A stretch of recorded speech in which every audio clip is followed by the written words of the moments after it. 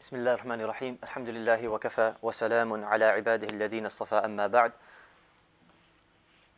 سبحانك لا علم لنا إلا ما علمتنا إنك أنت العليم الحكيم اللهم انفعنا بما علمتنا وعلمنا ما ينفعنا وجنبنا الفواحش والمعاصي والخطايا والسلل رب اشرح لي صدري ويسر لي أمري واحلل عقدة من لساني يفقه قولي. Assalamu alaikum wa rahmatullahi wa barakatuh, dear respected brothers, elders, venerable scholars as well. So again, it's a pleasure to be here, and it's also a sad and fortunate occasion because it'll be the last time we'll be able to convene here and discuss history.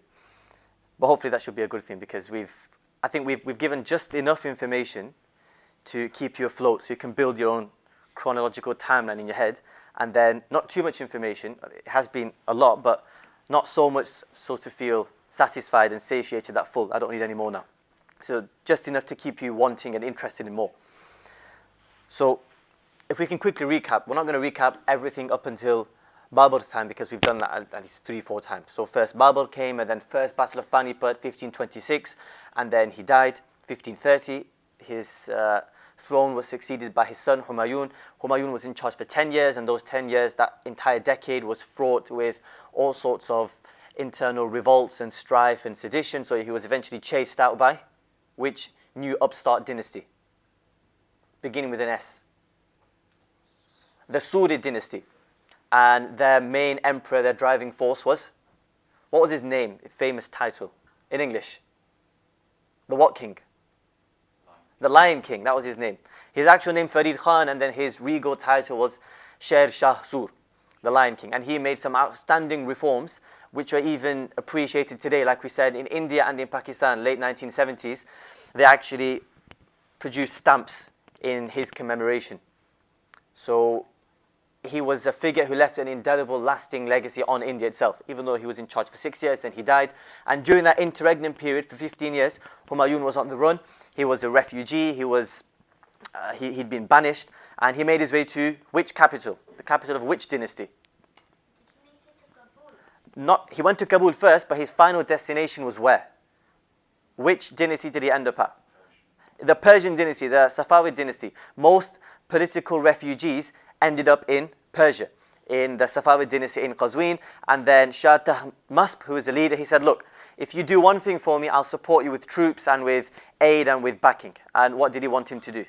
He wanted Humayun to convert to Shiism, which Humayun did superficially, nominally, and he'd now procured 10,000 cavalrymen from Persia, and then he made his way, swept across Kabul, swept across Afghanistan, and made his way back into Delhi, and he died 6 months later because he fell down the stairs of his imperial library. And remember Stanley Lane Poole, his famous quip at the end of his book. He said, Humayun stumbled through life and ended up stumbling out of life as well.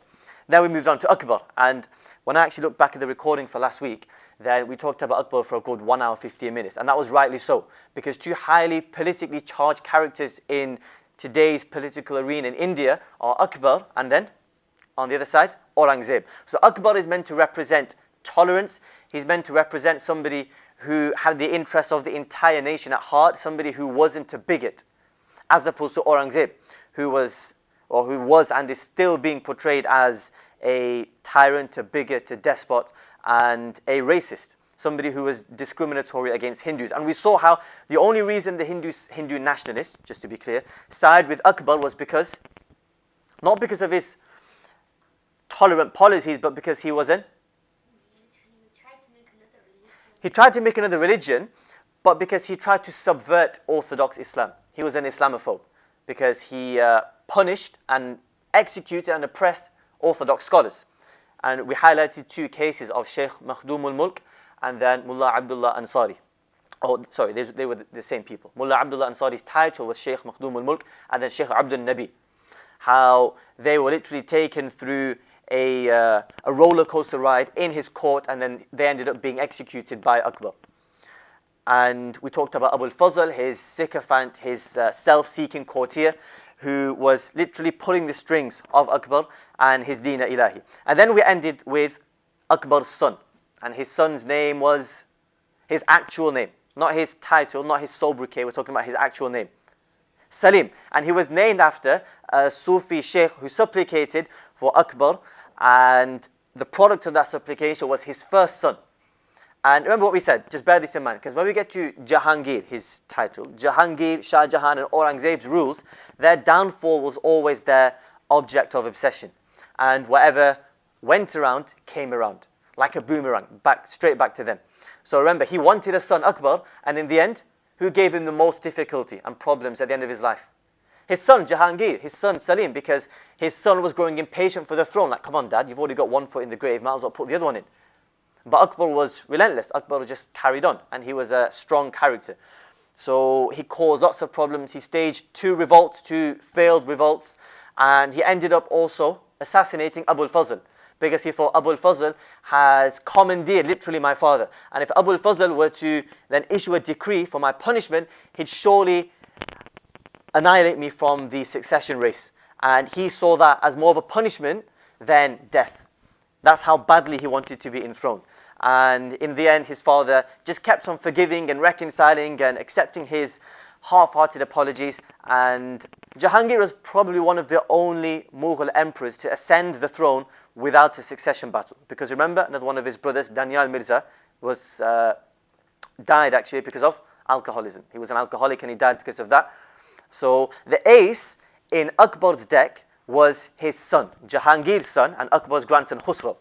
And he instigated and provoked Khusro against Jahangir. So even though now Akbar's dead, he still has his saboteur working on. So you could say it was sort of like dead man's hand in war. It's when you go down, then you go down with a fight. So you've got a death meat in your hand, and as you die, then you take more people with you. So Akbar wanted to do that. So he left his ticking time bomb, which was Khusro. And we'll see later on how Khusro proved to be a challenge for Jahangir.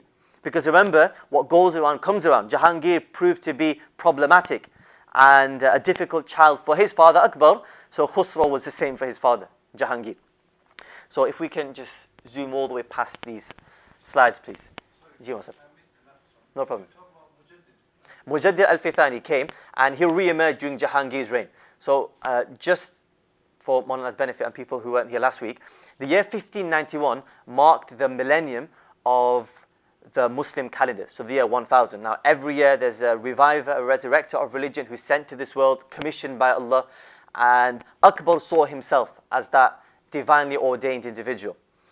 And that gave him unnecessary clout and weight behind his movement, which people didn't want. So Mujaddid al-Fithani came onto the scene to combat this idea, the idea of, they call it millenarianism or millennialism, which is every 1,000 years there's an uprising or a revolution in religion, and the Christians see it as part of their whole apocalyptic idea. Toward the end of the world, you're going to have this millennial state, where literally a state where everything will revolve and return back to Christianity, and Christianity will now become the dominant force. And to be fair, Muslims have a similar idea with Isa alayhi salam, with Imam al-Mahdi. So Mujaddid al-Fithani came into the fore then.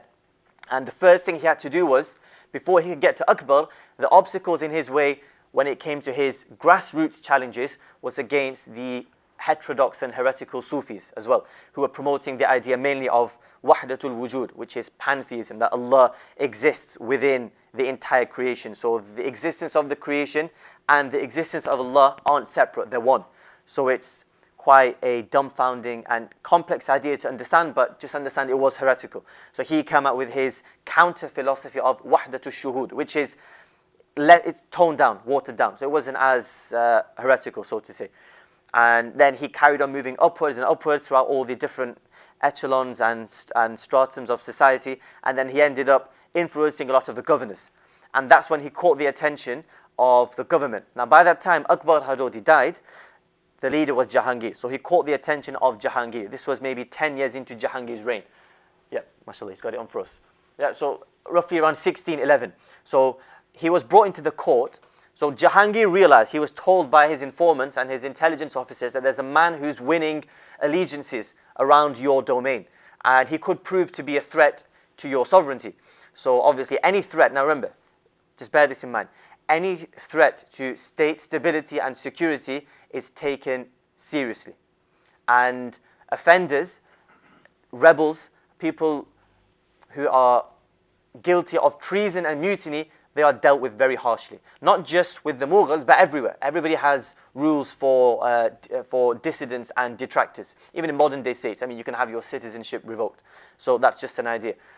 So Jahangir summoned Mujaddid al-Fithani, Shaykh Ahmad Sirhindi. Sirhind is in Punjab. Called Shaykh Ahmad Sirhindi to his court and questioned him. Now Shaykh Ahmad Sirhindi was quite bold and brazen, and he spoke the truth in front of anyone, no matter if it was in front of Jahangir as well. So he spoke, and this was perceived by Jahangir when Mujaddid al-Fithani explained his mission, how he was sent, how he was, so to say, Mujaddid al-Fithani had a vision in which he sees himself reforming the entire Indian subcontinent. So he sees himself as this reformist figure, and that's what gave him confidence, because at the start he was quite weak and timid, and he thought, how can I change society? And he didn't have much hope in his own abilities. So Allah then sent a vision to him, which he saw in his dream, in his sleep, and in a sense he saw himself having surpassed the status of the 4 rightly guided caliphs, but it was just momentary. Momentarily he was then better than the 4 rightly guided caliphs.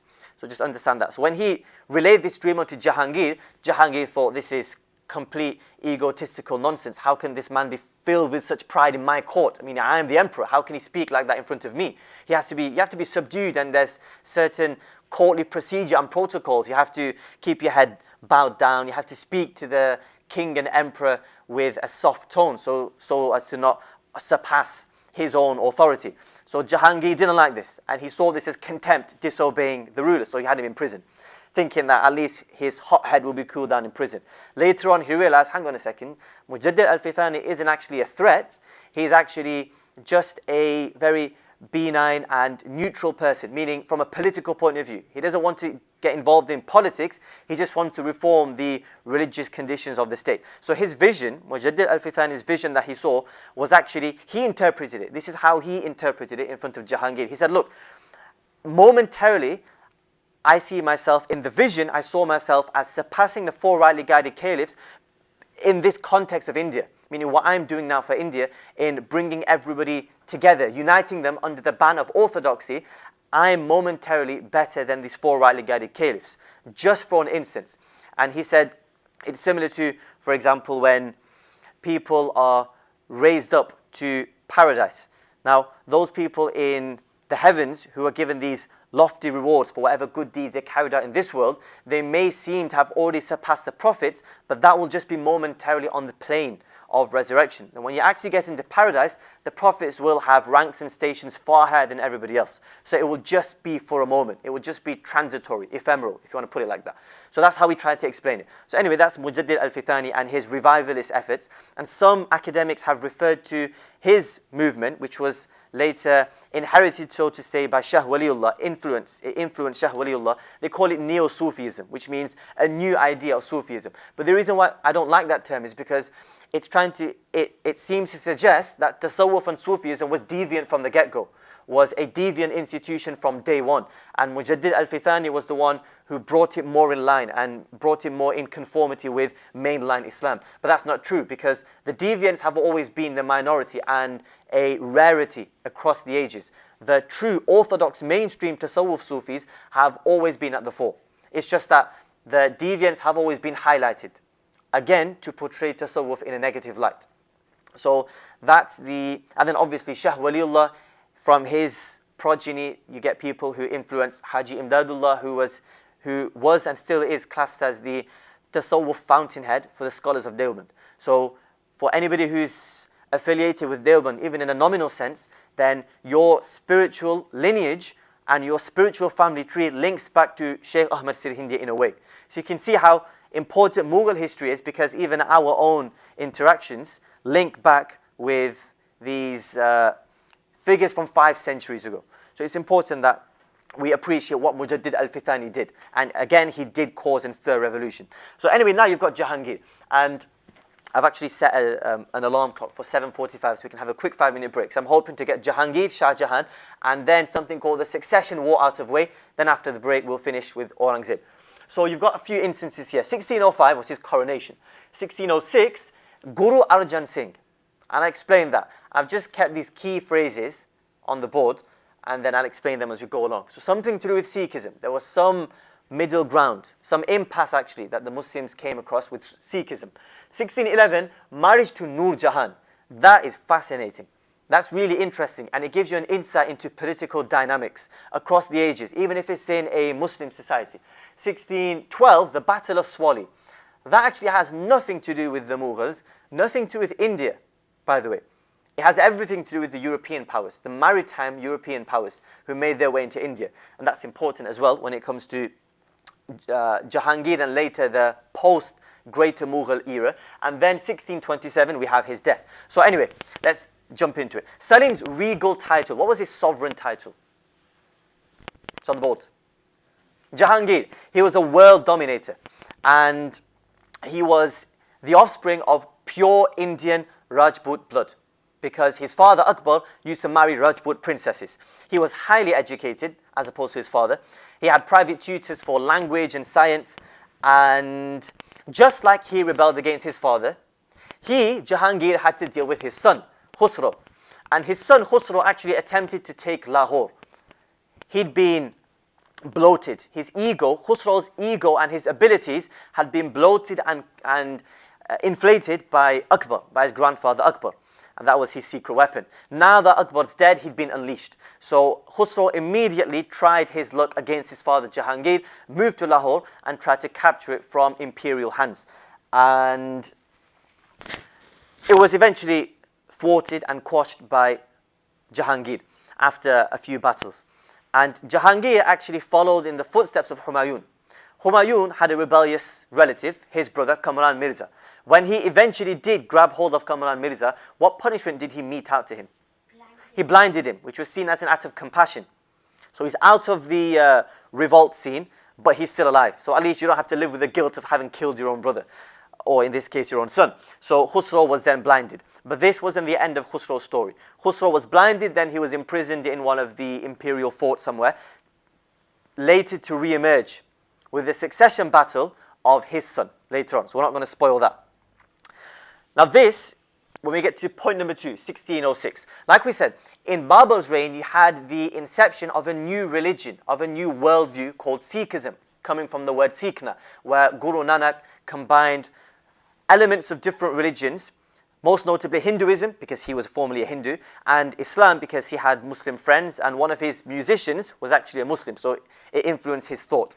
And here you see an early instance of assimilation between Islamic and Hindu cultures. And we mentioned this last week because people think Akbar was the first one who introduced this idea of pluralism, where everything can come on the table and you can make a hodgepodge mess of everything. But Guru Nanak actually preceded him. So these things were rife in society. And just bear in mind, the whole society as a whole in India was stooped in innovation and baseless customs and rituals.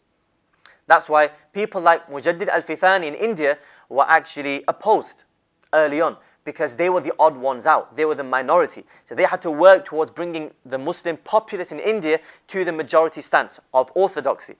And later on, that then diffused out into the 3 main Islamic strands in India, which later on became the Ahl Hadith, the Deobandis, and then the Barelvis. And they all sought inspiration from the works of Shaykh Waliullah. So the Deobandis and the Ahl Hadith, people of the Hadith, they rejected following a school of law. The Ahl Hadith, they were still involved in Tasawwuf, but what, like we called last week, a sober version of Tasawwuf, which had been purged of baseless customs and innovations. But the Barelvis continued it to an extent. That's why Mufti Abdul Rahman Sahib, in class, he was saying the other day, if you want to see a continuation of the status quo, so meaning if you want to see how Indian society functioned before, maybe you could say, all of these innovations were curbed and purged in society, then just take a look at the Barelvis. We're talking from a wholly historical point of view here, without any sectarian infusion. So we're just saying, if you want to see how Indian society operated and interactions with graves and rituals and celebrations and customs and even relationships between a disciple and a mentor, meaning a murid and a pir, then just have a look at the Barelvis. So the innovations which are rife in their society would have been the norm during early Mughal reign in India. And a lot of the Mughal emperors actually had to conform to these traditions.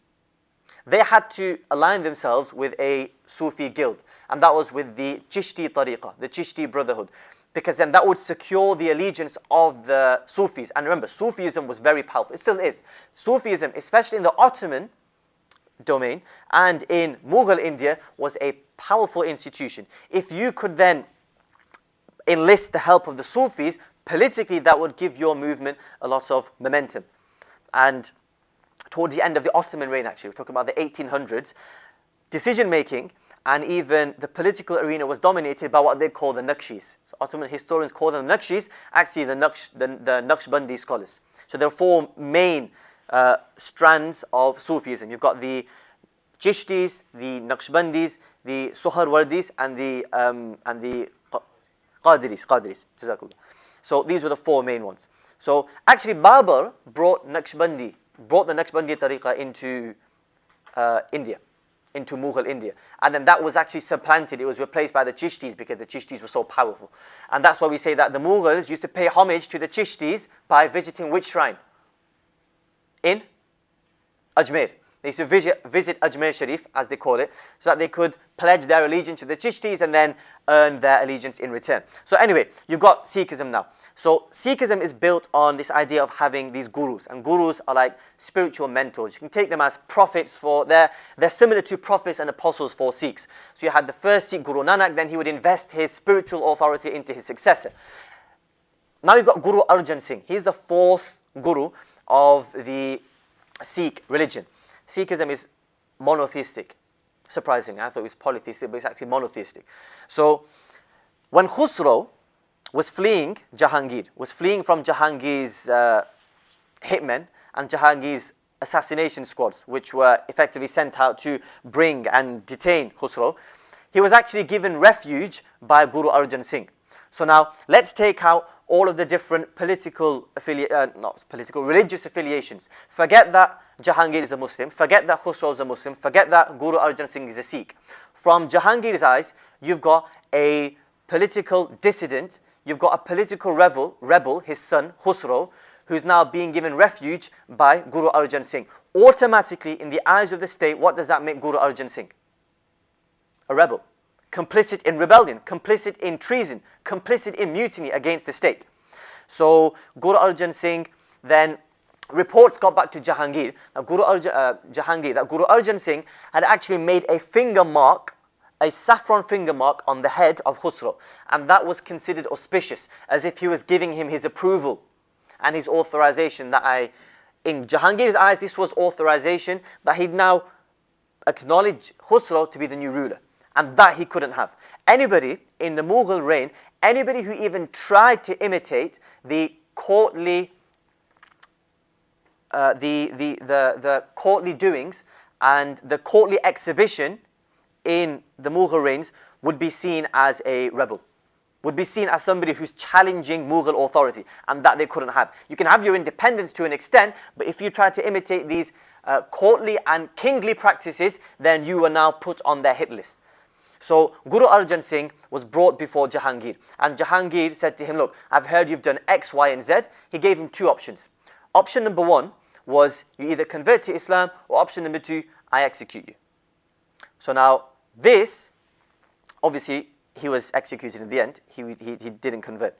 This marks a very painful period in Sikh history, and it left an indelible, sour, bitter taste in the Sikh psyche up until today. From their point of view, and from a Hindu point of view, Hindus always exacerbate this to then enlist the help of the Sikhs on their side against the Muslims. In their eyes, a Muslim killed a Sikh because he didn't convert. Understand it from Jahangir's point of view. And Richard Eaton, again, he's not a Muslim, he doesn't have any biases or favors towards Islam, he's an authority in Mughal, in actually Persian history in India. Persianate history, Delhi Sultanate and the Mughal history. He said, after quoting this entire passage of Jahangir killing Guru Arjan Singh, he says, Jahangir did not do this out of any religious motive. He said, Jahangir didn't even see Guru Arjan Singh as a follower of a different religion. Sikhism wasn't recognized as a new religion, just like Hinduism wasn't seen as something otherly. It was seen as a religion, but you didn't identify people based on their religion. Rather, they were identified based on their caste and then their ethnic identities and their rural identities. Okay, now you're going to be asking, why would he ask him to convert to Islam? Surely that's discriminatory. First of all, the default punishment would have been what? Execution anyway. Yeah? So he would have been executed, which he was. So why would he give him the choice of conversion to Islam? This is, in my opinion, is a very intelligent and astute political move. A political move to delegitimize Guru Arjan Singh. This is what the later Mughals did with Hindu rebels as well. Hindu rebels. They'd tell them, accept Islam or face the sword. Now, these are rebels, bear in mind, not just your average citizen. If these people converted to Islam, they wouldn't be able to return back to their homelands. They wouldn't be able to return back to their societies, because now that they'd shed themselves of their previous identity, which was linked to their religion, now that they'd become a Muslim, they were deemed as social outcasts, as social pariahs. How can we accept you into our society, back into our family, when you're now a Muslim? It doesn't work like that. And that would then remove them from the succession role. That would then remove them from ever having any political power. So Guru Arjan Singh, these gurus were seen as governmental leaders as well. And in the early days, before this, Guru Arjan, the Sikhs were benign, neutral people. They weren't people who were accustomed to military arms or bearing arms. But they classed him as their leader. So now imagine if, just say for example, you've got the king of a Muslim country, and then he comes back from captivity saying, I'm a Christian now. Would his people take him as a leader? Would his people take him as a ruler? No chance. So this was a deliberate political move. It wasn't as if, I need to force Islam on you, I'm going to force you to convert. If you don't, I'm going to execute you. He would have executed him anyway. He was a rebel. He committed treason. So he gave him the opportunity of converting to Islam, not for his benefit, but for Mughal benefit. So when he returns back to his Sikh community, he'd be classed as now an alien, as a foreigner, because he doesn't follow their religion. So just bear that in mind.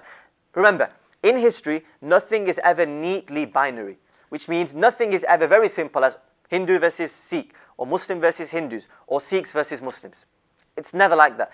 In this case, we didn't have a scenario, an episode of Muslims versus Sikhs. So I hope that clarifies everything. To Guru Arjan Singh's defense, in his defense, modern writers have written, he was simply practicing a very important and integral fundamental of Sikhism, which was to accept everybody with open arms. And what you see today in many Sikh Gurdwaras is they actually have these huge, massive soup kitchens, and they'll let anyone and everyone in. To their credit where credit's due. So they let anyone and everyone come in, and they give refuge to all. They don't discriminate. So modern Sikh writers have written that Guru Arjan Singh wasn't helping the state, wasn't helping Khusro against the state. He was simply giving a refugee refuge and giving him security and protection. Yeah? So it's always important to understand both sides of the coin. We don't need to pass a judgment here. It's not our domain to say he was in the wrong and he was in the right. We just have to understand the intricacies. So you can understand Guru Arjan Singh's point of view, and then you can also understand Jahangir's point of view. He didn't know all the different details. He was just told that somebody's giving hospitality to a political rebel, so he's complicit, so he needs to be now executed. It was as simple as that. So I hope that's made sense. After this point, the next Sikh Guru, the fifth Sikh Guru, his name's escaped my mind now, he actually was the first one to start militarizing the Sikh community. They thought we have to defend ourselves. And this now marks the beginning, 1605, of a very hostile relationship between the Mughals and the Sikhs, the Sikh community of Punjab. Akbar was the one who actually gifted the Sikh community in Amritsar with a piece of land where they built their golden temple, the Harminder as it's called. So that's the holiest site in Sikhism, which was gifted by Akbar. So they always saw the Mughals as their patrons, as their supporters. When Jahangir did this, his execution of Guru Arjan Singh, now everything broke down. All relations broke down. That's when the Sikhs started to militarize. That's when they started to take up arms. Then they were forever recognized by the Mughal authorities as a militant group, rather than a religious group or rather than an ethnic group. They were always seen as now a militant group. And he then built the next fifth Guru, he built opposite the Harminder, the golden temple in Amritsar, he built a courthouse. You could say like the new government head, the new government house for for the Sikhs. Jahangir, seeing him now as another potential political rival and threat, had the fifth guru in prison for 12 years. You can see how that would only rub salt in the wounds for a Sikh. You've killed our fourth guru, you've imprisoned the fifth one, what more do you want with us? So they saw that as a deliberate, direct affront on Sikhism. But remember, just understand from Jahangir's point of view. And after that, the Sikh gurus would then remove themselves from day-to-day affairs and would then set up in the highlands, north of Mughal control. And they'd now set up their own forts where they now militarize themselves. Do you want to know?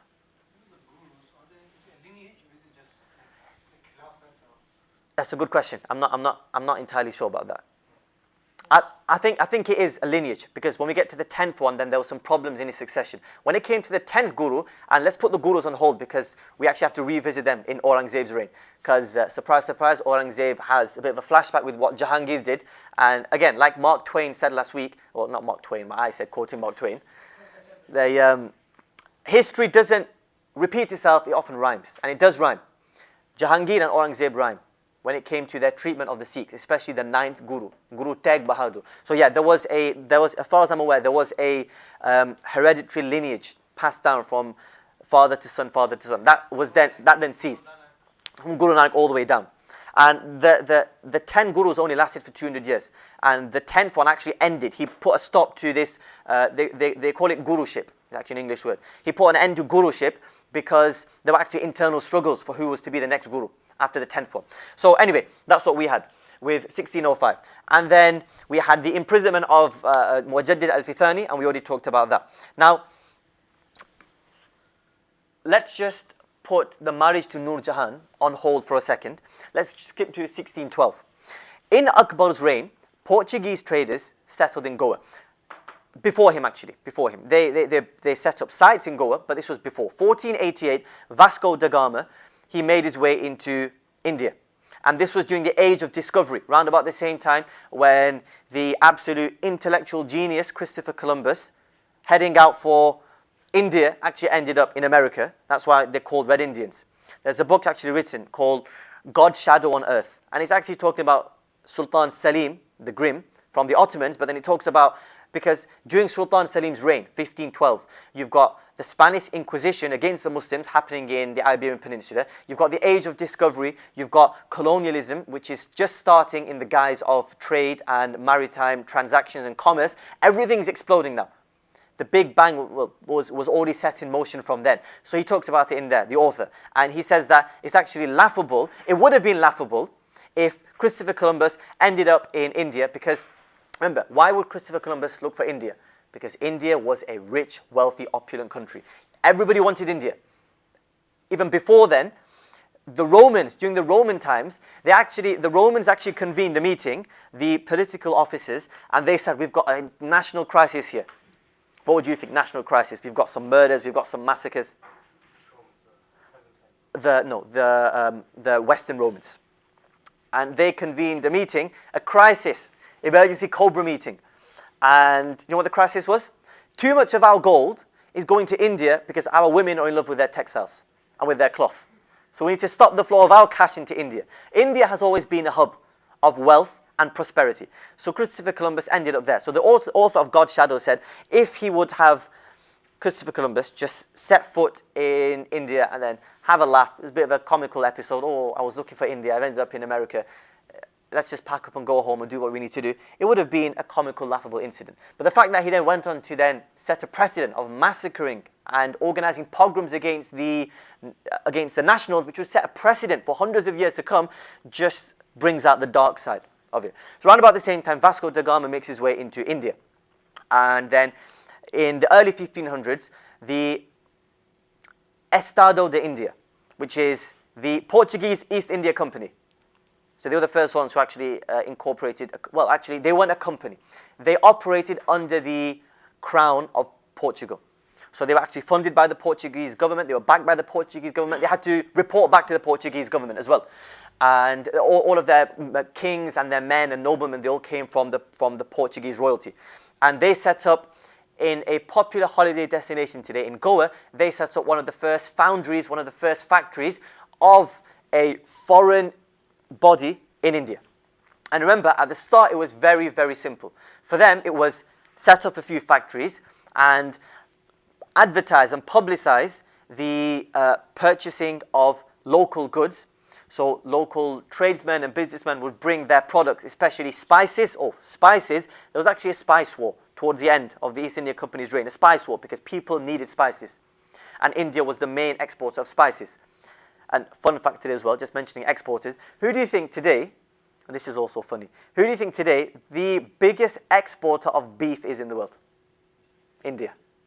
India is the biggest exporter, the largest exporter of beef in the world, and then you have cow mobs, cow vigilante mobs, running amok in these backwards Indian villages, killing not butchers, not killing Muslim abattoir owners, killing people who are just selling cows. And if you've been to India, then you'll see emaciated cows just walking on the street. You see cows, you can see their ribs. Now where's your concern gone for animals? Where's your concern gone for deities then? Remember, we're targeting, we're counteracting the Hindu nationalists, not your average Hindu. Because, just like people might say all Muslims are ISIS, we don't want to be guilty of the same trope of overgeneralization, saying that all Hindus are nationalists and right-wing Indian nationalists. So we want to bear that in mind. So anyway, you can see things slowly starting to turn towards India. India started to become the focal point of commerce because it's on the western coast. And this is where the Portuguese now set up a few institutions in Gujarat. Gujarat, people think Gujarati is a very uneventful place. I mean, not much has happened there. So much has happened in Gujarat, it's unbelievable. You've had 3 wars fought in Gujarat. The first one, the Mamluks of Egypt. How did they even make their way to Gujarat? Because they were living in an increasingly globalized world where people are now starting to interact and engage diplomatically and militarily and commercially with everyone and anyone.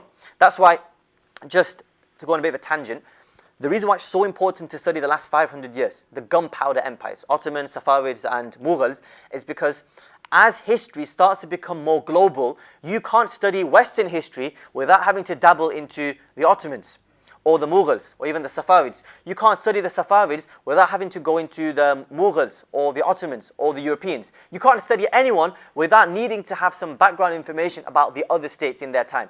If you were to study the Umayyads for 100 years, for the most part, you'd be talking about the Umayyads. Maybe the Byzantines early on, and then the Berbers in North Africa, and then the Spanish. But throughout the early ages of Muslim history, relations were restricted to and narrowed down to just military engagements, just warfare. Fight a battle, take their land, and done. And there were a few diplomatic engagements and missions here and there. Later on, things start to become really, really complicated when politics and commerce start to become entangled and intertwined. So it becomes very difficult to then study one without having to know a little bit about the other. So the Mamluks fought to won Gujarat. It was called the 1509 War in Diu in Gujarat, which is an entreport, one of the main ports in Gujarat. 1509. The Mamluks sided with the Gujarati Sultanate as well, and the Gujarati Sultans were actually backed out. So they gave their allegiance, and then at the end they were a bit hesitant, so they pulled out slightly, and they didn't really join the fray as the Mamluks were battling with the Portuguese. They're swashbuckling from ship to ship. Yeah, so typical Gujaratis, I guess. And then there was a second battle in Diu. This time, the Ottomans, when they defeated the Mamluks and consumed their lands, the Ottomans now inherited. Now, when you inherit another piece of land, you also inherit their problems as well. So they inherited the national and international problems of the Mamluks. So the Ottomans actually joined up again with the Gujarati Sultanate and then fought another war against the Portuguese. This time they won. The last final third war of Diu was 1538. This time the Ottomans were defeated, they were vanquished, and the Gujarati Sultanate was at its edge. 1538, this is the reign of, we had Babur, 1530 now Humayun. Yeah, and this is where Sher Shah Suri starts to take the stage with his fame as well. So anyway, Gujarat as well. Gujarat was a main port. So the Portuguese set up a foundry there. And Akbar actually captured Gujarat in 1572. That was one of his first major accomplishments, Akbar, as a supreme leader. So he and Abu Fazl, when they reached one of the port cities in Gujarat, they said, you know what, Akbar said, take me out to sea. Not because he wants to rule the waves, not because he wants to then conquer land across the Indian Ocean, not because he wants to set up these a merchant navy, but just because, in Abul Fazl's words, Akbar wanted to behold and marvel at what was now his property, what was now his domain, the ocean, the Indian Ocean. So he went out at sea, and that really captivated. Akbar was actually the first Timurid ruler. All the way from Timur, all the way up until him, he was the first ruler to actually venture out to sea. Nobody else said, forget, venture out to sea. No other Mughal emperor before him had even seen the sea. He was the first one. And it captivated him. That's when he thought, you know what, it could be lucrative if I could engage the Mughal state in commerce and trade with these European nations. So now in 1612, going back to here, we're on a bit of a tangent there, but in 1612 now, you've got some Portuguese colonies, the main one being Goa, along the western coast of India. And the Portuguese were the main maritime navy. They were the main maritime dominant force. And they held supremacy over the waves.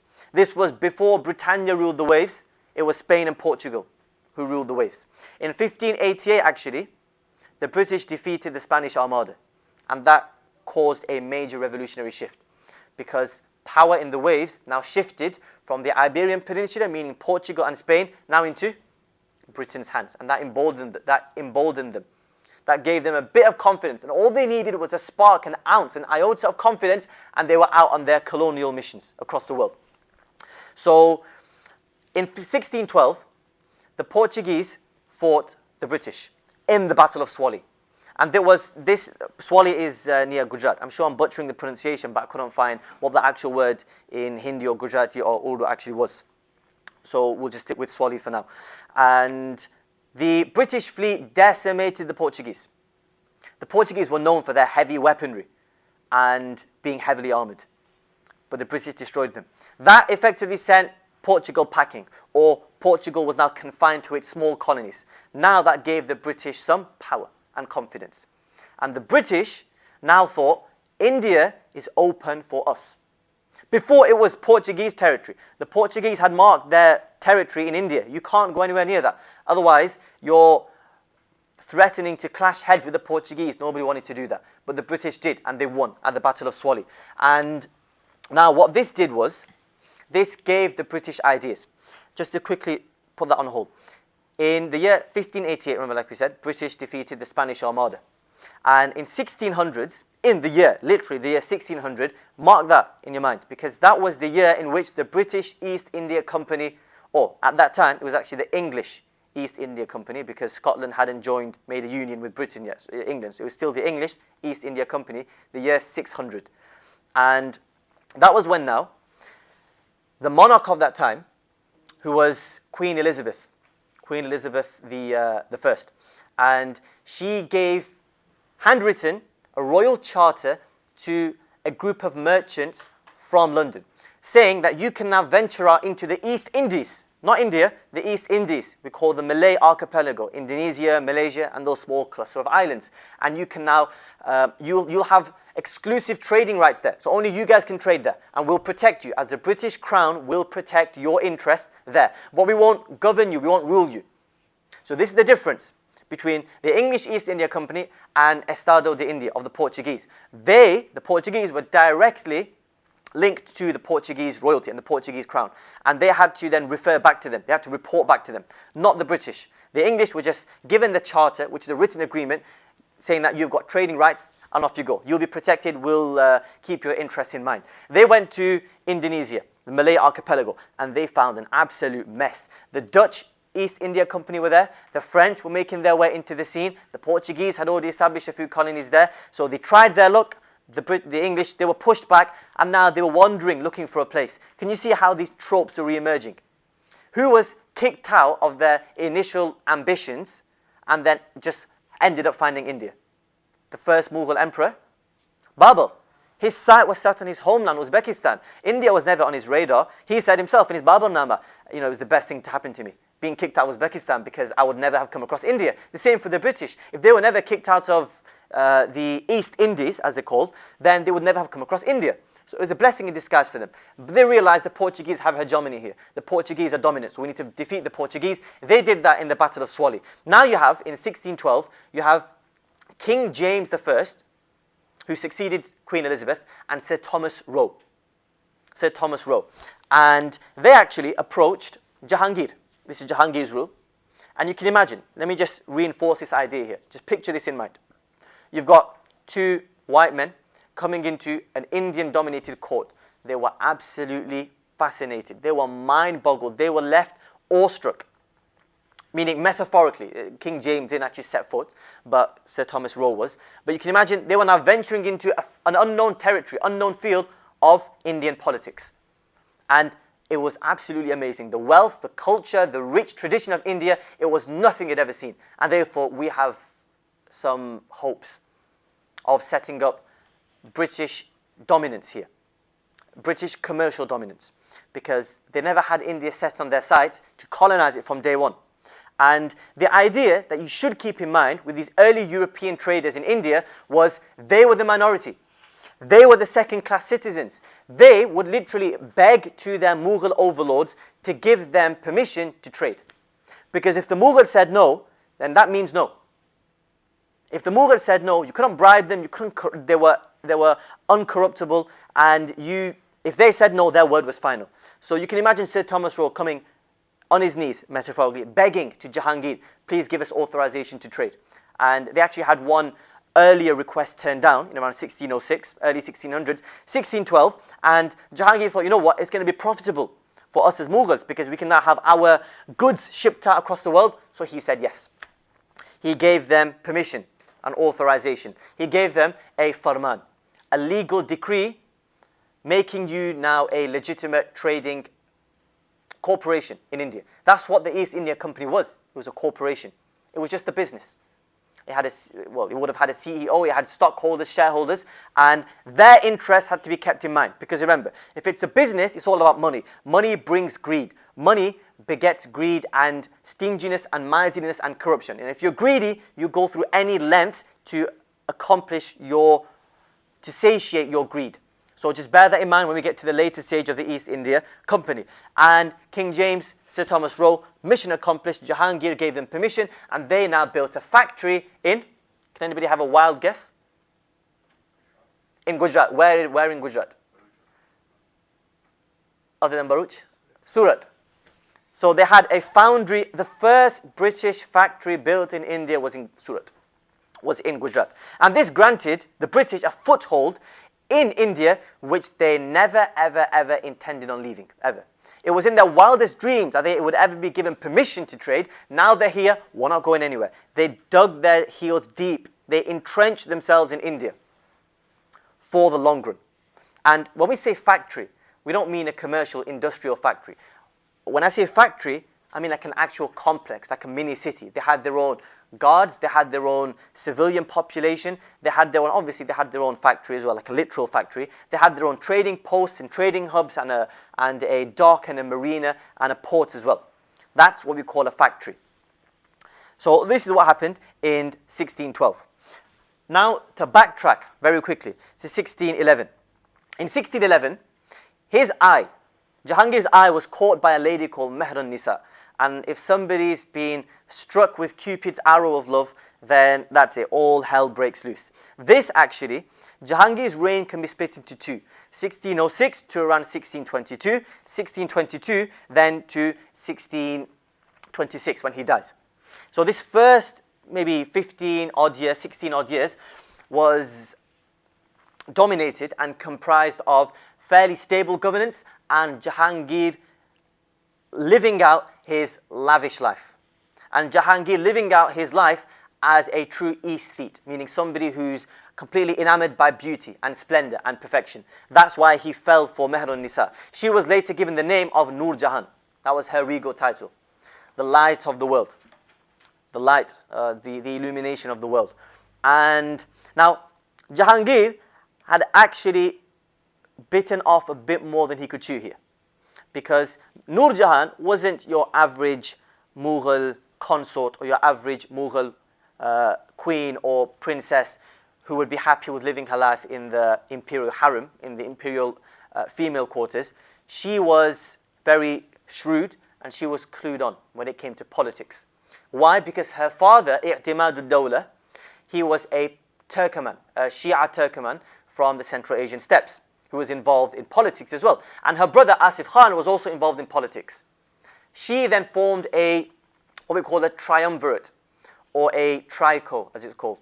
Trico meaning three people sticking together in a political situation for their own benefit. So now she was quite feisty, and you could say she wore the pants in their relationship in their relationship between Jahangir and with his wife Nur Jahan. And just to give you an idea, there's actually a portrait of her loading a musket. So she was quite a fierce woman. And there were some tales that were circulating around, they are most likely true, where she was on top of an elephant and she actually, with a musket, she hunted down and killed 4 attacking tigers with only 6 shots without missing one. So that's the personality of Nur Jahan. And when she came into power in 1611 as the Sultana, you could say, the Empress, she now wielded enormous power and influence in the Mughal court. And she welcomed now Persian scholars and Persian artists as well. And some people have even said when she came into power as an empress, she actually then became the de facto ruler. So decision making was actually transferred into her hands. That's why she then was guilty of nepotism, meaning she wanted all the main state positions and official posts to be given to her family. So she made I'timad al-Dawla, her father, now a high-ranking mansabdar, a high-ranking official. She gave posts to her father, to her brother Asif Khan as well. The only thing she didn't have was a son. She had a daughter from a previous marriage. To complete her protective circle, she needed a son. Why would she need a son? So that she could put all of her eggs in one basket and pit him as her successor. So have him as her puppet, so to say. She wielded enormous power. Now the only thing is, she didn't have a son. So she looked towards one of the younger sons of Jahangir. His name was Khurram. And he later on became Shah Jahan. Yeah, so his name was Khurram. And she then, to cement this political union between her and her father and her brother and Khurram, she actually got her niece, meaning Asif Khan's daughter, married to Khurram. And Asif Khan's daughter's name was Arjuman Banu, famously known as Shah Jahan's wife, his one and only wife. Come on, anyone? Taj Mahal. Mumtaz Mahal. That was her title as well. So you can see how things are starting to unfold even before Shah Jahan's reign. So now you've got this small little protected bubble, and she influenced decision making. And to be fair, after 1622, Jahangir became quite ineffective. Jahangir wasn't really worried. He didn't really care, didn't really concern himself with running the state. Famously, he used to drink, now this is mind-boggling, but it's true. He used to drink 24 chalices of doubly distilled spirit every single day. So you can see how that would intoxicate him as a leader. How can a normal person deal with that? Imagine the hangovers he'd had every single day. How can he run the state like that? Impossible. But Nur Jahan didn't mind. Because if he was paralyzed, that means decision making was now in her hands. She became the de facto empress. She even had coins minted in her name. Any official document leaving the capital would have to be stamped by her. She was in control. She was in charge around here. And there was an Italian traveller who made his way into the Mughal court, and he related such a fascinating incident and such a weird incident as well about how the relationship between Nur Jahan and Jahangir had actually spiraled out of control. They still loved each other, but when power comes into the play, political power, then all family relations go out of the window. So he said that Jahangir would then convene his royal court every single day towards the end of his reign. And just to give you some context, towards the end of his reign, he became severely ill. Why? Because of his alcoholic tendencies. I mean, if you're drinking 24 cups of doubly distilled spirit a day, and you don't think that's going to have an effect on you, then you're living in a fairy tale. What is that doubly? It's just wine. It's wine, like an alcoholic drink that makes you a bit tipsy, that makes you drunk. So he was so ill, he couldn't even hold the glass. He'd try and hold it. He needed courtiers to help him drink his wine. So he'd have a very trembling and shaking hand as well. Anyway, this Italian traveler, he said that I came into the court one day. He'd convene his court with all of his governors and viziers, and then he'd be sat there, just half asleep on his chair like that, and people would be. He'd just nod his head like that Churchill dod, just oh yes, just nodding at what everybody would say. And they were the ones who'd be pulling the strings, all of his viziers and his officials around him. And then they'd leave because he didn't get anything done. They'd come. Everybody would have experienced those meetings where you call there for an hour and a half and just go in a roundabout circle. People would talk and you come to no conclusion. That was what his court sessions were actually in actuality. So then when it came to after all the courtiers left, then Nur Jahan would come in with all of her female servants. And some of the courtiers would still be there, the high-ranking ones. Because they know when Nur Jahan comes in, then we can get things done. Nur Jahan came in and with all of her female servants, a little bit X-rated, but trying to tone it down. And they'd slowly undress Jahangir from the top because he'd be completely drunk, completely intoxicated, out of his mind. He wouldn't know what was going on. So they'd be massaging him and caressing him, giving him a good time. And at that time, Nur Jahan would say to Jahangir, I need this, can I have it? And he'd just like, yeah, take it. And he'd ask, oh, okay, Nur Jahan, can I have this as well? She'd present a full list in front of him. And Jahangir, completely inebriated and intoxicated by his surroundings, would just say yes. He'd just be yes man and just say everything yes to Nur Jahan. And then that's when she'd say, right, we've got all the approval, let's get down to business with running the state. Jahangir would famously say, you know what, I just can't be bothered dealing with the state. Just give me, he'd say to Nur Jahan, just give me 1 kilo of meat to eat every day and 1 litre of wine to drink every day, and I'll be happy.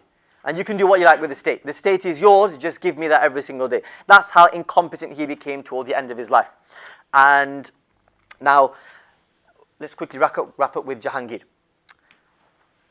Towards the end of any Mughal emperor's life, the main problem is always succession.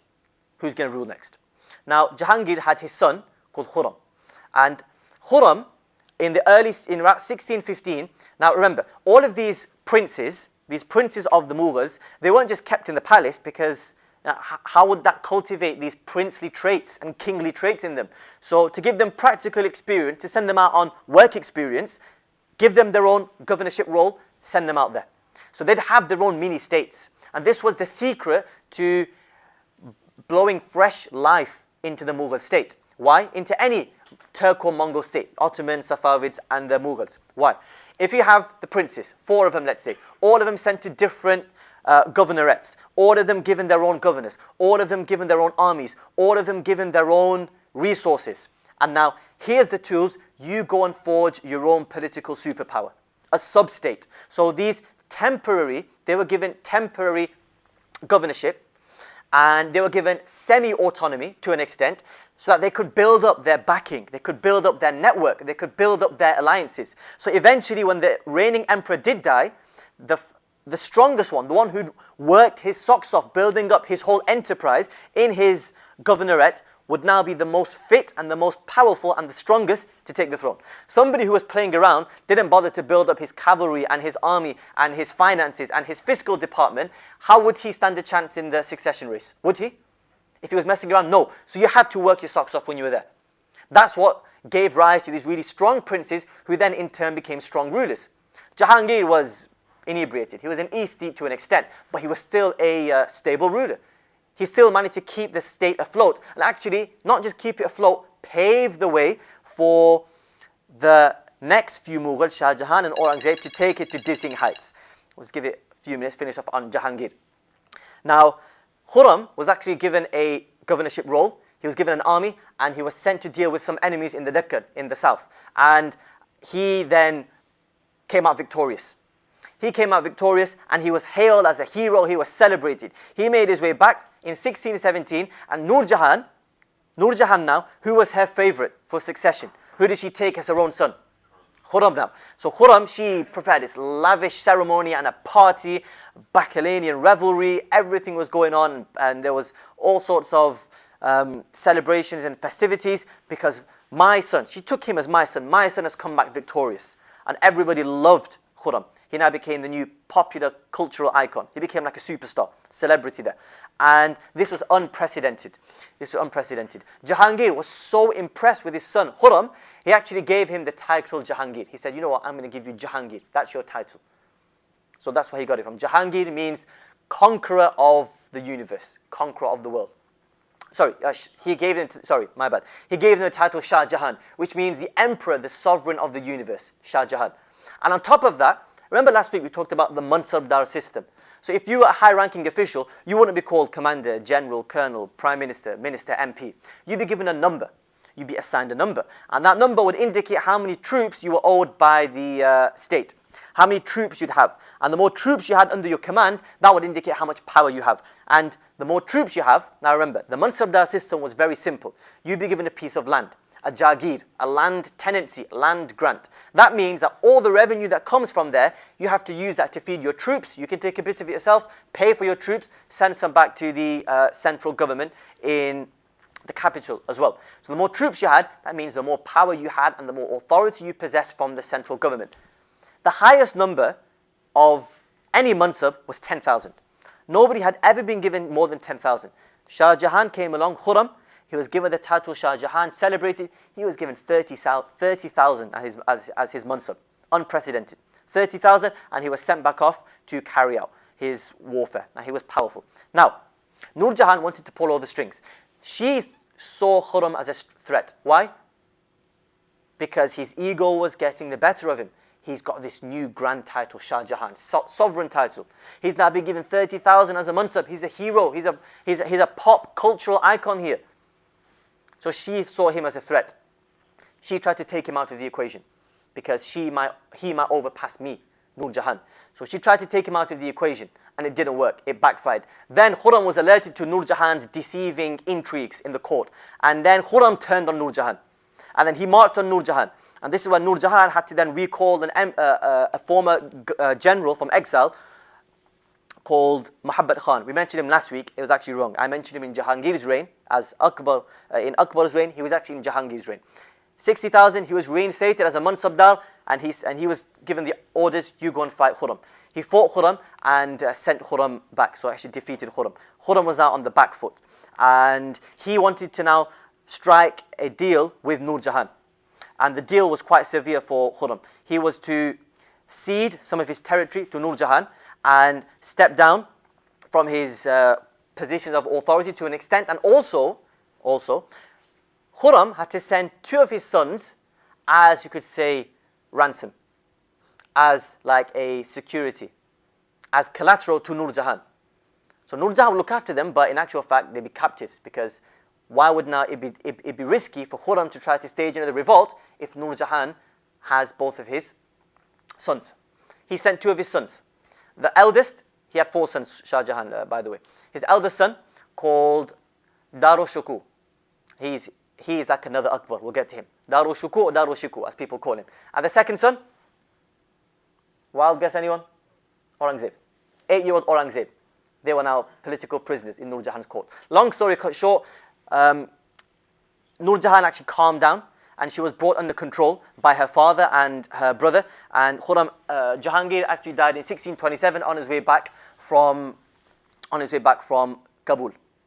On his way back, and he died with the moving capital, as they called it, his moving entourage, and he died. Immediately, what was Nur Jahan's brother's name? Asif Khan. Asif Khan knew what Nur Jahan was about to do. Asif Khan knew Nur Jahan's plotting and intrigue. So very quickly, what he did was he sent a letter to Khurram saying, get here right now. Get here right now and take over, replace your father. Jahangir, he's just died. The first one with considerable power to the capital would then be crowned, would then be enthroned. So he said, you quickly get back here. Immediately, he actually locked up his sister Nur Jahan, detained her, incarcerated her, so she can't cause any more problems, and released Aurangzeb and Daro Shikoh. And now Khurram was the leader. He took up the title Shah Jahan. What actually happened before was when we talked about Khusro, remember? Khusro, Jahangir's son, how he was blinded by Jahangir. So later on, what happened was Nur Jahan, now that she's fallen out of favor with Khurram, she needed a new puppet. She needed a new poster boy. She can't pick Khusro. Why can't she pick Khusro? Because he's blind. What use he's going to be? So she had to pick an incompetent, incapable, inept son, the youngest son of Jahangir. His name just escaped my mind. He wasn't much good anyway. So Shah Jahan thought, you know what? Let me do something first. He said to his father, Jahangir, okay, I'll concede. I won't plan any more revolts against the state. Just send me back to the Deccan. And whilst you send me back, give me Khusro. Put Khusro into my custody. Jahangir thought, okay, that's one less problem.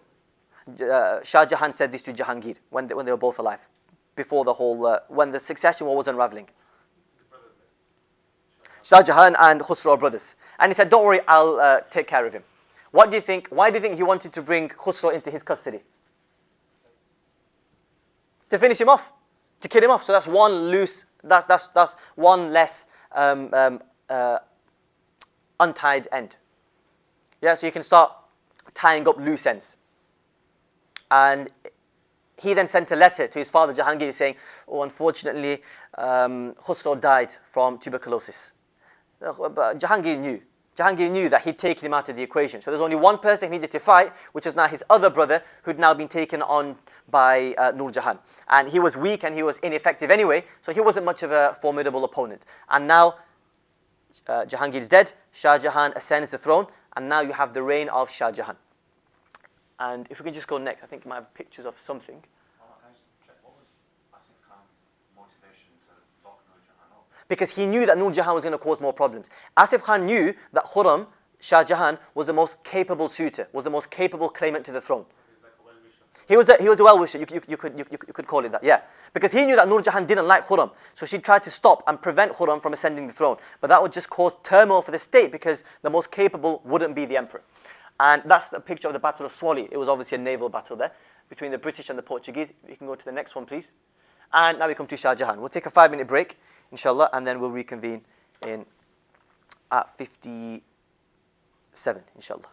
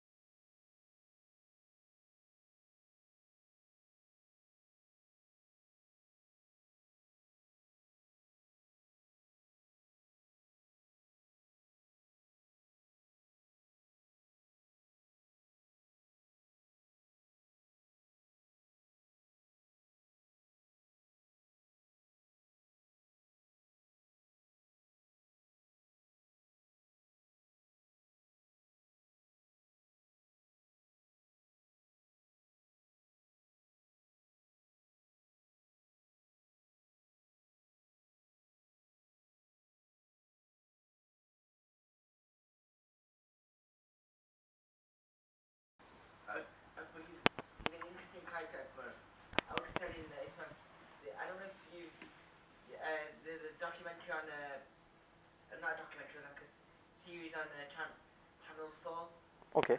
program called Mughals. And it's about Akbar. He's documenting Akbar's life. It's just amazing. Do they distort the history or do they present it properly? Yeah. Does it It's like basically what you were saying? Yeah. Did it have like a nationalist, Hindu nationalist twist on it, or was it just neutral presentation of the events? neutral. Okay, that's good then. But yeah, we'll definitely get to have a look. But the thing with history is you can find so much content out there online, and because people don't really ask for credentials when you talk about history, it's a bit of a problem because anyone can say anything. If I come and give a legal verdict, they're going to say, where did you study, what are your qualifications, what are your credentials? If I come along and start presenting history, people don't ask because they think history, you can just go online, study Wikipedia and you've got it there.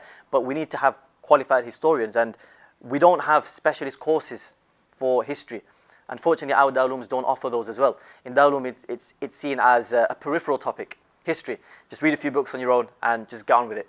But there are so many principles and theories behind history that need the tutelage of a teacher, which we're lacking as well. And the thing is, most people then go to study at Western universities and in an academic setting.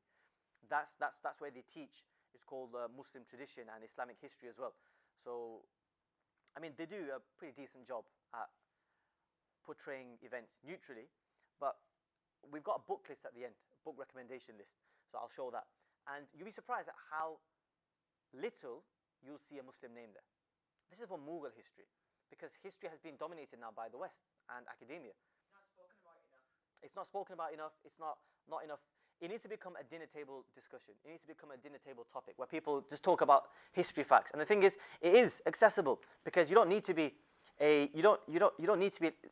It's not so terse, and it's not as legal issues or maybe like hadith studies or anything else. It's very simple and it's accessible to everyone. The context, and it's very didactic as well.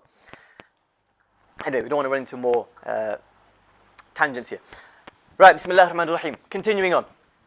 Let's just quickly. Are we waiting for Maulana or is he coming back? Okay, so we've got Shah Jahan now, very simply. I think I'm just going to divert away from my notes now, just try and really wrap this up and break everything down. So Shah Jahan comes into play here. Shah Jahan, in 1617, he was given this title as Shah Jahan. And the early part of his reign, he was quite unsuccessful because he launched campaigns into the northwest, which is modern-day Afghanistan, Punjab, Lahore. He wanted to take back land that once belonged to the Timurid Mughals in Uzbekistan, in the Central Asian steppes, which had now been recaptured, reconquered by the Uzbeks. And those campaigns were actually led by Aurangzeb, the prince, Alamgir Aurangzeb. We'll talk about that when we get to Aurangzeb. They were all unsuccessful, ineffective, and the Mughal forces were defeated and vanquished. He now continued into the Deccan, the highly coveted yet highly elusive goal, prize, possession of the Mughals. Akbar tried. Like we said last week, they had incremental gains. Little by little, they were moving their way into the Deccan, but nobody was managing to pave the way and really smash past their defenses and start to consume land wholesale. So Shah Jahan continued that tradition, and he was successful to an extent. Not because of his own policies, but because of Alamgir. Alamgir was initially a prince governor of Gujarat. Then he was sent off to the Central Asian lands, Balkh, Kandahar, Kabul, Afghanistan, those lands taken by the Uzbeks. Then finally, because his father was annoyed with him, we'll get to that, so he's sent now to the Deccan. And when he went to the Deccan, Aurangzeb, he fell in love with it. He felt at home. It was like an animal in its natural habitat, because the Deccan, South India, has a completely different climate. The people are completely different as well. The culture, traditions, the tastes, the culinary taste, the cuisine, it's all completely divergent from North India. It's like a whole different realm. And there was one very important source we have for Alamgir's history is a travel log and memoirs of an Indian Hindu soldier in his list of soldiers, in his employ, called Bhimsan Saxena. And he had written when the northern Mughal forces moved into the south, Deccan, they were quite racist. They didn't like the people of the south. They thought they were backwards, they thought they were ugly, they thought that the climate was too cold and too harsh and too bitter.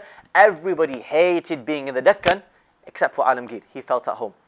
Just like Babur, he loved Kabul.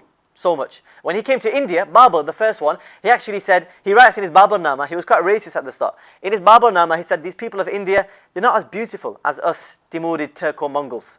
And their complexion isn't as enticing. And their complexion isn't as attractive as us. They're not as intelligent as us. I don't like the climate here. So he just complained. Babur complained for the entire 4 years he was here. That's why his eventual bequest was, I don't even want to be buried here, take me back to Kabul. And he was interred in Kabul. So anyway, Alamgir then ploughed forward with his campaigns and his conquest in the Deccan, and he was quite powerful until something happened, something changed. A huge, monumentous event took place in Delhi. He was then called back for something. We won't spoil it, we'll get back there. Shah Jahan was the greatest builder and the greatest architect out of all of them. To be fair, his extremely expensive endeavors nearly dried the state coffers, drained the state coffers. The state treasury was nearly drained during his days. And initially he was building highways and waterways in Lahore and Delhi and Agra, and all of these cities became commercial and artistic centers as well. And he's very famous for having done three things. Three of his most accomplished architectural masterpieces are three. Number one is, as you've got here, we'll just quickly go through this. You've got the Persian regal title from his father when he campaigned in the Deccan, Shah Jahan. That was even before his father's death, whilst he was still a prince. Then you've got 1627, he was enthroned. 1628 now, you've got the Peacock Throne. This was his first and the most fascinating, one of his most fascinating architectural legacies he inherited to India. The Peacock Throne was the Mughal throne. And what he'd done is, he then commissioned, to be fair, if you see pictures, actually if we can go next, one slide next, I've actually got a picture. Yeah, that's the Peacock Throne. It was called Takhti Taus because at the top there, if you can see, you've actually got two sculptures of peacocks, and the peacock's open feathers were encrusted with diamonds and jewels, and it was besought with all sorts of emeralds and sapphires and gold and silver, and the entire throne itself was meant to symbolize a peacock's wings and feathers opening up, and you can see the ornate patterns held within it. And like I said, you can't even call that a throne. It's like a magnificent platform. It was 6 feet by 4 feet, and you call that a throne as well. And it was situated on four gold legs, pure gold legs. You had 150 pounds of pure gold, which had been pumped, injected into that in its manufacturing process. And the podium was led up to by silver steps as well. So it was absolutely magnificent. And who can have a guess as to which very important and famous jewel was encrusted into that? The Kohinoor. The Kohinoor was actually then encrusted into that Peacock Throne, the Takhti Taus. Peacock Throne then became what we call synecdoche, which is a word that you use which refers to one small thing, but in actual fact, everybody understands it refers to a massive thing. So if I tell somebody, for example, go into the prayer hall, or I'm telling my son at home, go to the prayer hall, that means, or go to the Jamaat Khana, go to the prayer hall, that means go to the mosque. So the prayer hall is one small constituent referring to a massive object. The Peacock Throne later on is just a small thing, situated in the Divan-i Khas, which is the private assembly, private chambers. But when people said Peacock Throne, it referred to the entire Mughal Empire, entire Mughal dynasty. There's a rich history behind the throne. It was then stolen by an Afghan warlord in 1739 called Nadir Shah. It was taken to Persia. Then when the Afghan warlord was assassinated, 1748, it was then dismantled. The throne was dismantled, so it's no longer there. On the right is actually a replica built in the Mughal court after Delhi was desecrated. And then these Iranian governors who then dismembered and they dissected the throne, they then sent off all of these small diamonds and jewels and the treasures everywhere around to all of their patrons and to their allies. And this Kohinoor actually ended up with ended up with a Sikh leader in Punjab called Ranjit Singh.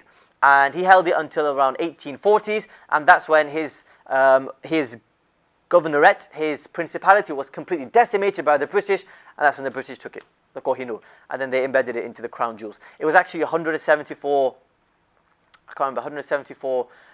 grams in weight, if I can remember, and it was actually cut down and shaped, so it was decreased to around 105. But it's still there for you to see today in the crown jewels, the Kohinoor. So that was that. Do you know how much that peacock throne cost? 10 million rupees. 10 million silver coins, rupees. Let me give you an idea, something you can maybe analogize with, something you can compare it with. If you can go back one slide, please. So that's the peacock throne. Then you've got Taj Mahal here.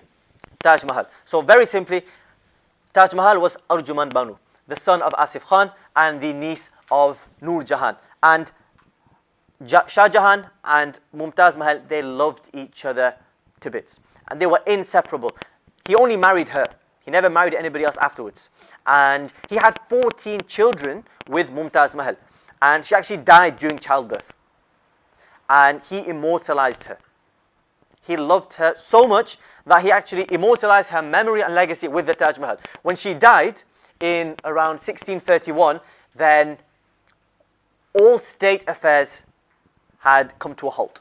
Business didn't take place, and Shah Jahan had just locked himself up in his chambers because he couldn't come to terms with his grief. He was so grief-stricken, he just couldn't function. And he was in there for only a few days, and people said when he came out, a third of his beard and head hair had become white. So that's how madly, deeply in love he was with Mumtaz Mahal. And that's when he thought, you know what, I'm going to immortalize her and memorialize her with this Taj Mahal, which took nearly 15 years, more than 15 years to complete. And he built that in his new city called Shah Jahanabad. Do you know how much the Taj Mahal cost? Taj Mahal cost around 6 million rupees. So you can now imagine the peacock throne, a throne, cost 10 million rupees. Wow, that's completely mind-blowing. 10 million rupees. So that's the Taj Mahal, and he built that for his wife, Mumtaz Mahal. Yes? 4,000 elephants died in making the Taj Mahal. Never knew that. Good fact, fun fact as well. They did used to take elephants up as well. There was an earlier structure built by Qutbuddin Aybak of the Mamluk Sultanate called the Quwwatul Islam Mosque, which is in Delhi, Quwwatul Islam, that's what it was called. And they had, it was a minaret was made called the Qutub Minar, magnificent, towering pencil-like structure. It was a victory tower which cried out loud, shrieked out to the entire Indian subcontinent, the Muslims are here to stay. And there were actually elephants that used to carry, they used to laden the elephants with huge bricks and stones and take them up the spiraling towers as well. So, interesting fact to note there. And then Shah Jahan also built his next city, 1638, called Shah Jahanabad. These were his 3 architectural achievements. Shah Jahanabad, an entire city he built, which is today known as Old Delhi, Purana Delhi. And he built the Red Fort there, the Lal Qila, which housed his peacock throne, and that then became the seat of Mughal government in India. Shah Jahanabad cost 5 million rupees. So a city cost 5 million rupees. A single structure cost 6 million rupees and a throne cost 10 million rupees. Now you can imagine how the state treasury and the coffers were bled dry. And people were starting to become a little bit annoyed. During his reign, he had coins minted. And remember, like we said, Akbar, he got rid of the kalima from the coin, replaced it with Allahu Akbar.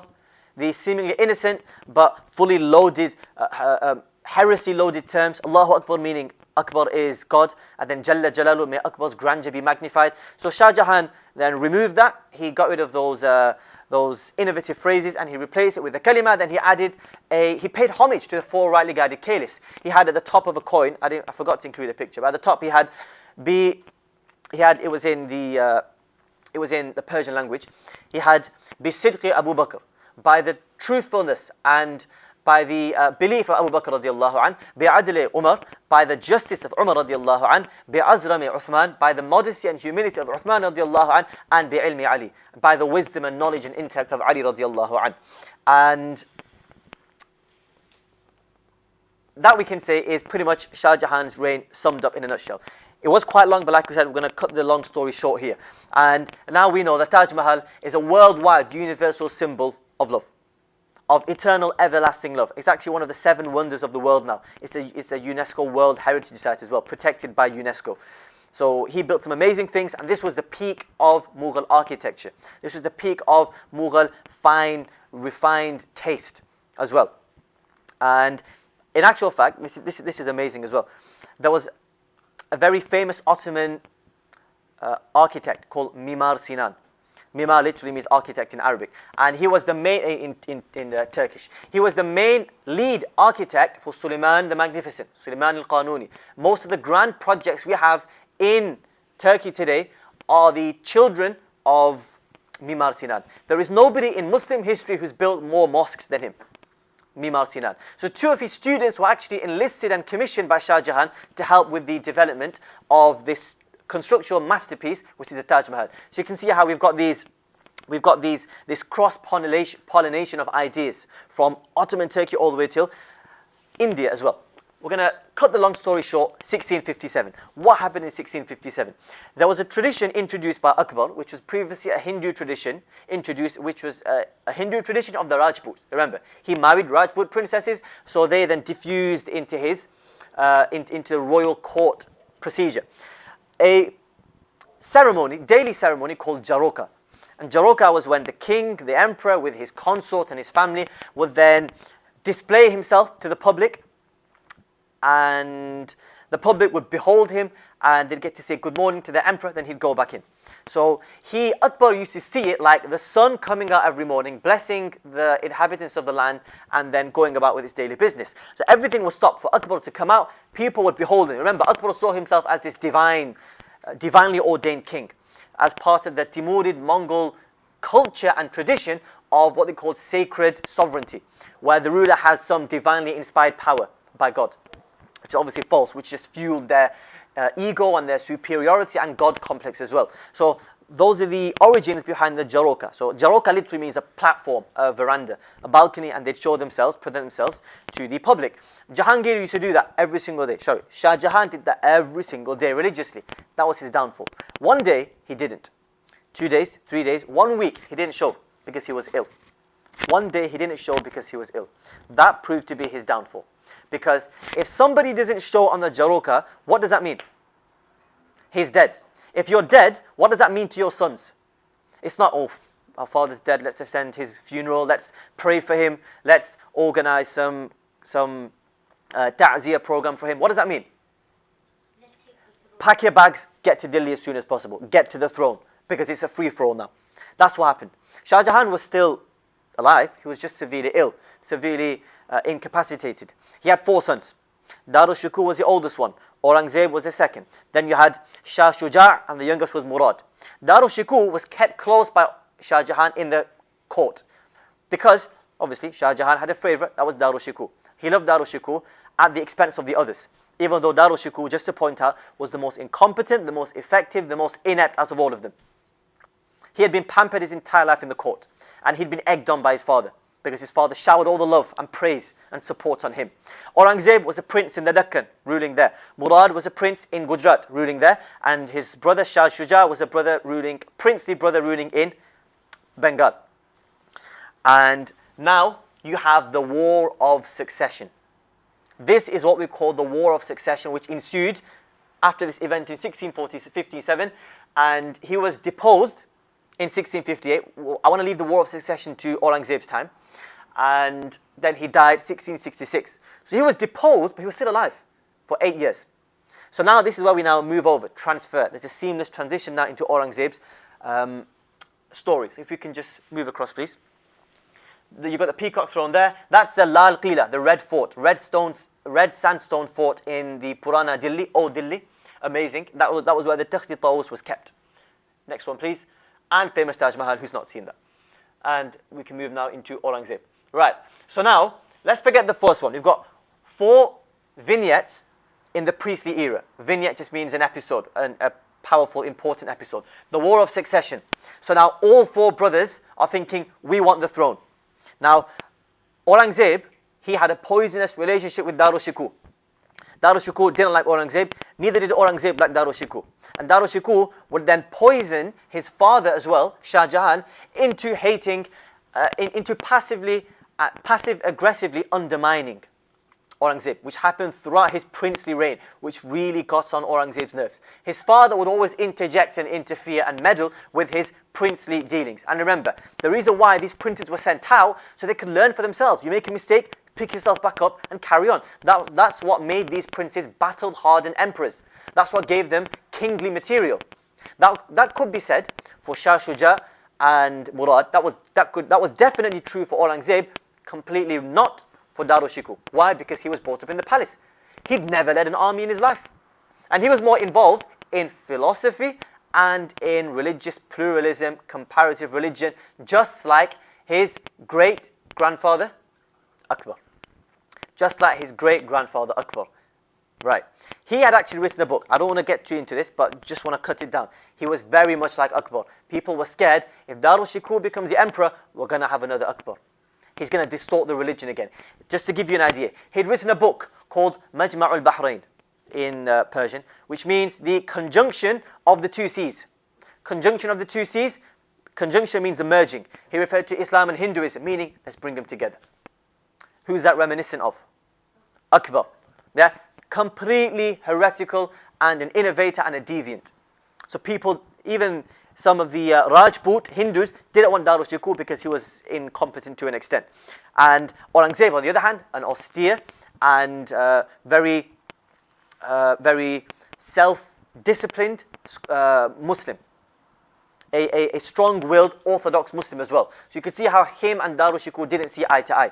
So the scholars actually sided with Aurangzeb. And some Hindus, more Hindus sided with Aurangzeb than they did with his brother Darul Shikoh. Just keep in mind all of these incidents I'm telling you about, and just notice how many Hindus were in his payroll, in Aurangzeb's payroll, how many Hindus sided with him, how Hindus were working for him, how he dealt with Hindus. Then at the end, we'll dispel some myths about Aurangzeb. Remember, the most maligned, the most disparaged Muslim, I can say today, the most maligned and disparaged Muslim right now on the face of this earth, with much baseless propaganda being churned out against him, more than our Prophet ﷺ.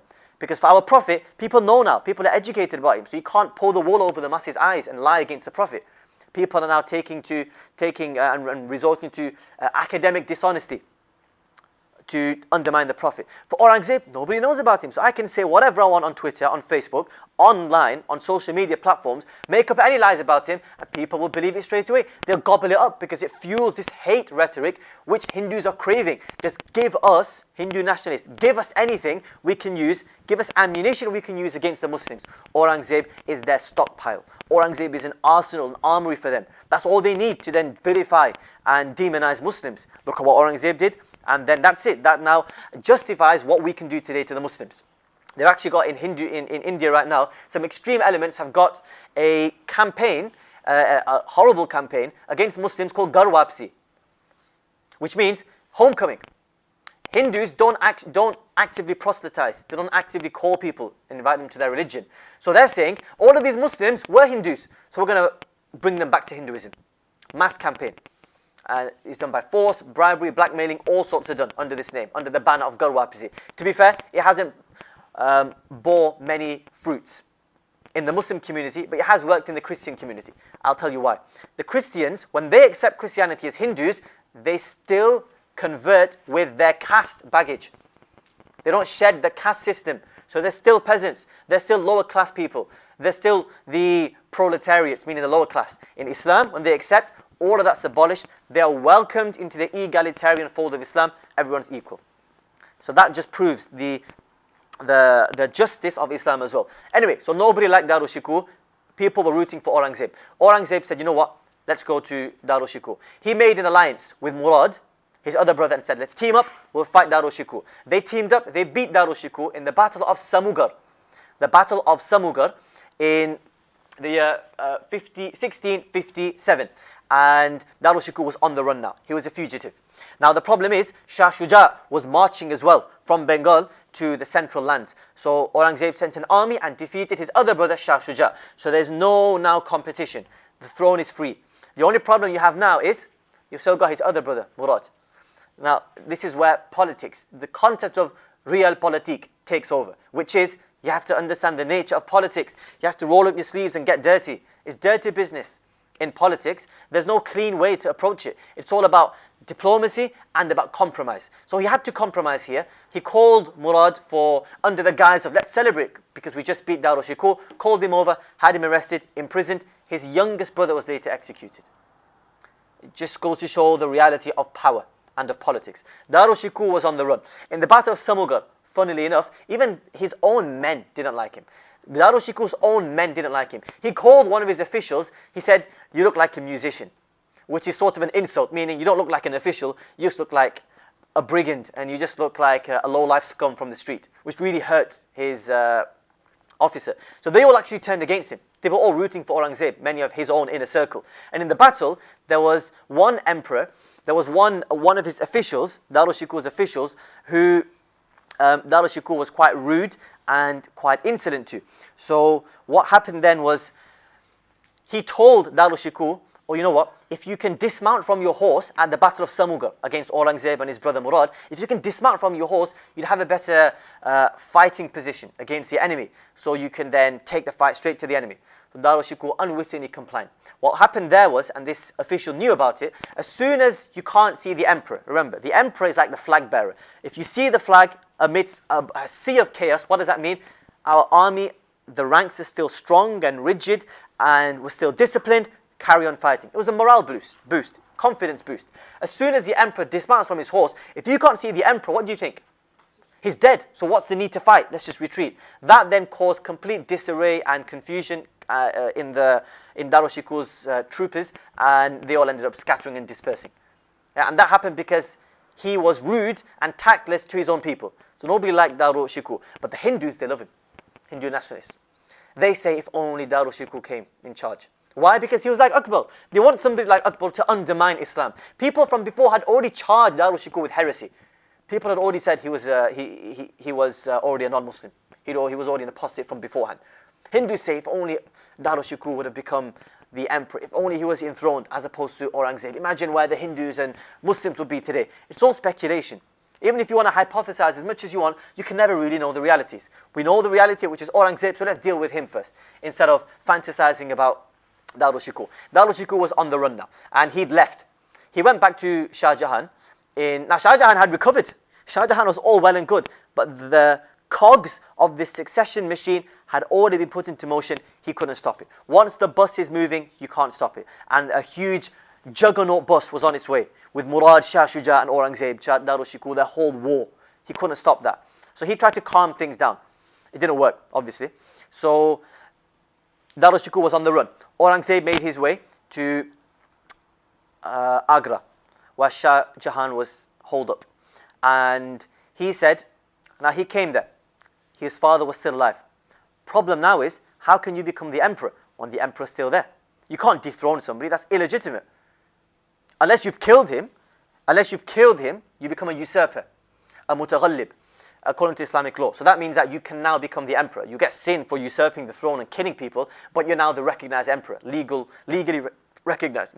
The judiciary acknowledges that as well. He's not going to kill his father, is he? So Shah Jahan's still alive. He has a problem. So he says Shah Jahan is ineffective. He's ill-equipped to rule. His mental faculties don't serve him properly. So I'm going to imprison him with another one of his sisters, Jahanara. And she was the gel that bonded the family together. She was like the one sibling that would bring everyone together after they've had fights and whatnot. So he imprisoned her, both of them, exiled them into an apartment directly overlooking Taj Mahal. This is no. This is Shah Jahan. The father, no. Aurangzeb imprisoned Shah Jahan. Aurangzeb imprisoned Shah Jahan and Jahanara under house arrest. And Darul Shikoor was fleeing. Darul Shikoor was off to Punjab and Kabul, and he'd fled there as a fugitive. And you can see the irony here. Shah Jahan ended up dying just looking and beholding, marveling at his wife's monument without ever being able to step foot inside it after that point. And he died taking his final glance at Taj Mahal. So his obsession was with architecture that proved to be his downfall. He was actually Shah Jahan. Just to I think that's food here now. We'll quickly wrap up. Shah Jahan was an egotistical man. He was full of himself. I'll give you one example to prove how. He called himself Sahib Qarn Thani, which is the lord of the second conjunction. Conjunction means when things merge together, when things fall in line. He's talking about a celestial phenomenon, which is when Saturn and Jupiter align with each other. And whoever's born on that day, it is said in superstitious Timurid folklore, he would bring such prosperity to the earth like nobody else before him. He called himself that. He thought the world revolved around him. And he was so proud and arrogant that he didn't see what the monster he created with his sons. And how giving favoritism to his son Darushikoor caused a whole problem in the Mughal state. So you're saying Sahib Qarn Thani, the Lord of the second conjunction. So who was the Lord of the first conjunction then? There must have been one. Anybody have a guess? This is before him, obviously. Shah Jahan had this title. So somebody before must have had the title of Lord of the first conjunction. Who do they hail from? Timur. Timur was a Sahib Qarn al-Awwal. He didn't call himself that, but he was born on the day when Jupiter and Saturn aligned. Doesn't mean anything. But it was seen as a prediction for great things to come from that person. So he was full of himself. And Shah Jahan here, he spent so many years building Taj Mahal. Here he was dying right in front of it. And he died 1666. He died so many years later. Yes, he was in prison. That's a problem for Aurangzeb. Because how can he be classed as a legitimate leader when the emperor's still alive? He can't be. So now he went fatwa shopping. Aurangzeb went to all the different judges and said, am I legitimate? No. Am I legitimate? No. Am I legitimate? No. So he ended up finding one judge from Gujarat called Qadi Abdul Wahab. He said, am I a legitimate ruler? He said yes. Probably found some rare fringe opinion somewhere from an extinct school of thought and said, yep, you're the leader now. He became the ruler. And they used the pretense of Shah Jahan isn't fit to rule. So now Aurangzeb is going to take his place. And around the world, the Muslim world, people did actually recognize Aurangzeb in his early days. He actually sent a letter, he actually sent gifts, the Hajj aid as it's called, to the Sharif, the governor of Mecca. The governor of Mecca refused. He said, you're an illegitimate ruler. You've usurped the throne from your father. How can I accept you? So he didn't. Shah Jahan, Aurangzeb sent money every year up until 1666 and they refused. 1666, when Shah Jahan died, then the Sharif of Mecca, the governor said, we'll acknowledge you now as the leader, as the ruler. So now, 1666, Aurangzeb is now in charge. And that's the war of succession. The war of succession between all of his brothers, and it was a bloody, brutal, blood-stained war of succession. He ended up finding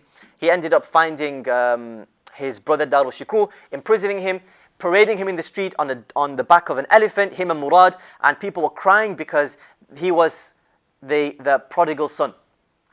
Darushikoor was meant to be, in the eyes of the people, some of the people in the capital, he was meant to be the successor of Shah Jahan. But he ended up now being a political prisoner, and he ended up being executed afterwards. Now, we've got another problem here. Remember, like we said, Guru Arjan Singh? Do you want to? When you mentioned that he executed Murad, that's after all this, after the father passed away. No. Still, that's during the war of succession. So Murad was already. Murad had been executed, Darushikoor was executed. This was before Shah Jahan died. Only when they were all taken out of the equation, that's when he enthroned himself. That's when he was now crowned the prince, or the emperor now. He died in 1666. It was on the other one. 1666, Shah Jahan died. Aurangzeb enthroned himself 1658. He's already the ruler. That's why, funnily enough, Shah Jahan is given the title of emperor without an empire. He was still the emperor, he was still the legal emperor, but the empire was out of the hands of his son Aurangzeb. So Darushikoor was now killed and executed. Now he becomes the ruler. Aurangzeb.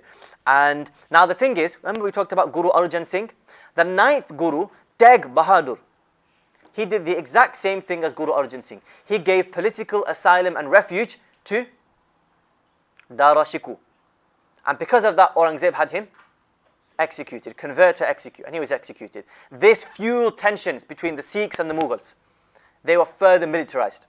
But I've already explained the concept, I've already explained the context behind this. Yeah, so I hope that makes sense. Anyway, let's just quickly wrap up. 1679, he moves his court to Ajmer. Yeah, he was in charge for nearly 50 years, Aurangzeb, and there's so much I can talk about him. Yeah, he was very religious. He was the most observant out of all the Mughal rulers. When he ascended the throne, he memorized the Quran. After becoming the emperor, at the age of nearly 40. That's an amazing feat. Imagine how busy you are as an emperor, and then to find time to memorize the Quran. As soon as he became the emperor, then he had his rule of justice. And for Aurangzeb, his whole ethos of governorship and rulership was justice. Dispense Islamic judicial justice. That was his whole idea of being the king. And his state was built upon that concept. And he said at the start, he executed 500 bandits at the start of his reign. when he was inaugurated, to show to the people, I am for the people, I am from the people, I am for the people. The people are being harassed by bandits and looters and highway robbers. I'm going to put it to an end. He would send letters out to his sons saying, you better make sure you're taking care of the robbers in your district. One of his sons wasn't, and he reprimanded him. He demoted him. His son was like, you can't demote me. You didn't even do an investigation. His father said, because you're a prince, the fact that I haven't done an investigation for you is your punishment and demoting you. As a prince, you shouldn't even let these rumors arise. You shouldn't even give people a chance to point fingers to you. You should be policing people yourself. He introduced a position of muhtasib, which is public censor, like the morality police, people who go around in the streets ensuring that religion is practiced to haram police if you want to call it that, but to a moderate degree, not forcing people to do things they don't want to do. And he then instated Qadi Abdul Wahhab as the Qadi al-Qudat, the chief judge, the supreme judge. And you know what? Richard Eaton writes, Abdul Wahhab was the most corrupt government official ever for the Mughals. The most corrupt government official. Yeah? So now you get this idea of scholars weren't perfect then. They were in it for themselves. They were in it to win it. Imagine the money. They were so corrupt that it was beyond belief. This is why the general Hindu populace, some people, weren't happy with Muslims, especially Aurangzeb, because they were disgruntled, not because of him or his policies, but because of the corrupt and venal officials that were being appointed by him. And he didn't know. He tried to ban alcohol as well. He banned music for himself. He was a very austere Muslim. And he banned alcohol, but some European travelers said, you know what, when we came to the court, we realized it was only him, Aurangzeb, and Abdul Wahhab, his qadi, his judge, who weren't drinking alcohol. And then the European traveler said, but you know what, just keep it between me and you, talking to his diary. I would then sometimes just slip some wine into Qadi Abdul Wahhab's luggage, and he'd have a little swig of that as well. He'd sip that as well. So it was really Aurangzeb who was very punctual and observant of his religion. There are a few incidents, we've got those 4 vignettes at the start, which really foreshadow Aurangzeb being the mighty ruler he was. Well, I'll just give you one of them. When he was young, he was the governor of Gujarat. His father sent him to recapture the Afghani lands, Kabul and Kandahar, from the Uzbeks. He was sent. The Uzbekistan ruler, he mentions this himself. He said that we were in the battlefield, the thick of the battlefield, fighting everywhere, blood being spilled everywhere, swords just clinging and clanging everywhere. And Aurangzeb was riding on his horse. Somebody shouted out, the time for Dhuhr prayer has arrived. Aurangzeb, in the middle of the fray, dismounted from his horse and started praying his salah. You can just imagine arrows flying around everywhere, complete chaos. He's there praying his salah. The Uzbeki leader said, if this is the leader of the opposition, if this is our adversary, then it will be foolhardy to fight against him. We won't win against him. That's what he said. That's the Aurangzeb. We don't idolize him because, we only idolize the companions and the Prophet. Yeah, we acknowledge and appreciate them. But these were truly amazing people. They were human beings. They did bad, they did good. But we appreciate Aurangzeb as the most Islamic observant leaders out of all of them. Akbar abolished the jizya, the protection tax. He brought it back in, Aurangzeb. And Aurangzeb did it for a few reasons. Number one was obviously due to religious motives to an extent. Number two was to placate the scholarly class and the clergy, to bring them onto his side. Imposing the levy tax, the protection tax, is wajib. It's necessary for an Islamic state. So because he was fulfilling an obligation of Islam and of the judiciary, then the scholars sided with him even more. The scholars already backed him against Darul Shikoor. And when Aurangzeb executed Darul Shikoor, people are thinking, what excuse is he going to use? You know what he said? Aurangzeb said, he issued a decree saying, Darul Shikoor has apostatized. He's a non-Muslim, therefore it is legal and permissible for us to execute him. So that's what happened with Darul Shikoor. So he was a very observant leader of Mughal India. And now, for the jizya tax, you got to understand one thing. It was necessary, and at the same time, it was very fair. Clergymen were exempt, children were exempt, women were exempt, the infirm were exempt, the elderly were exempt, the poor people were exempt as well. And there was just a paltry nominal sum which people had to pay every single year. Now the problem was, people did uprise and revolt and rebel against the jizya tax. Not because it was discriminatory, but because the jizya collectors, the tax collectors, were corrupt. And who were the tax collectors? Low-level scholars. Unfortunate to say, but low-level scholars, your average grassroots scholar, was a tax collector. And they would abuse their position of authority. They'd extort money from the poor people. That's why the poor people revolted. Aurangzeb himself, he's the one, sometimes he'd write, the Deccan were going through a famine. He said, cancel the jizya tax this year, I'm going to overlook it and waive it, because how can people pay? He was compassionate because he understood the needs of the time, and at the same time he understood the need of implementing the jizya tax. So he moves his court to Ajmer in 1679 to deal with the unruly tribes, the Rajput tribes in Western India. Ajmer is closer to Western India. You had the Sisodias and the Rathors. There were two groups from the Rajputs. They were then combining against the Mughal imperial entity, and he repelled and quashed their insurrection, but at the same time he sent his son Prince Akbar to lead a detachment of Mughal soldiers. He was successful, he was too ambitious, Prince Akbar. So what do you think he thought to himself? Let me try and fight for the title now. He declared himself the emperor during his father's reign. Aurangzeb was not happy. He chased him around everywhere. Prince Akbar then managed to find refuge in the Deccan, South India. And remember, where was Aurangzeb posted before the War of Succession? In the Deccan. He was at the cusp of destroying the sultanates in the Deccan. He was that close. When the War of Succession broke out, he had to make his way back. He thought, you know what, I've got unfinished business here. So he moved back. And that was then fueled by Prince Akbar, a renegade, a rebel seeking refuge in the Deccan now. So in 1681, you've got two distinct reigns for Aurangzeb. 1658 to 1681, he was in the Delhi, he was in the capital. He was in the capital, monitoring affairs there. After 1681, he moved his camp permanently as a moving capital city across the Deccan regions. From 1681 all the way up until 1707, for nearly 25 years. His Mughal camp was made up of 500,000 personnel. This is a moving city. You could stand in one place and for 10 miles, you'd see his army and his whole entourage and his whole procession walking past. You'd have shops, you'd have tents, you'd have soldiers, you'd have servants, you'd have courtiers, you'd have everything. If I were to stand here for 10 miles, I'd have to wait until the army would walk for 10 miles, the whole procession, until I could be able to see the back of it. And he kept that moving with him because he wanted the Deccan. Deccan was his coveted prize, and he wanted it and he achieved it. For 30 years he was in the Deccan. And he managed to destroy three main sultanates that were there.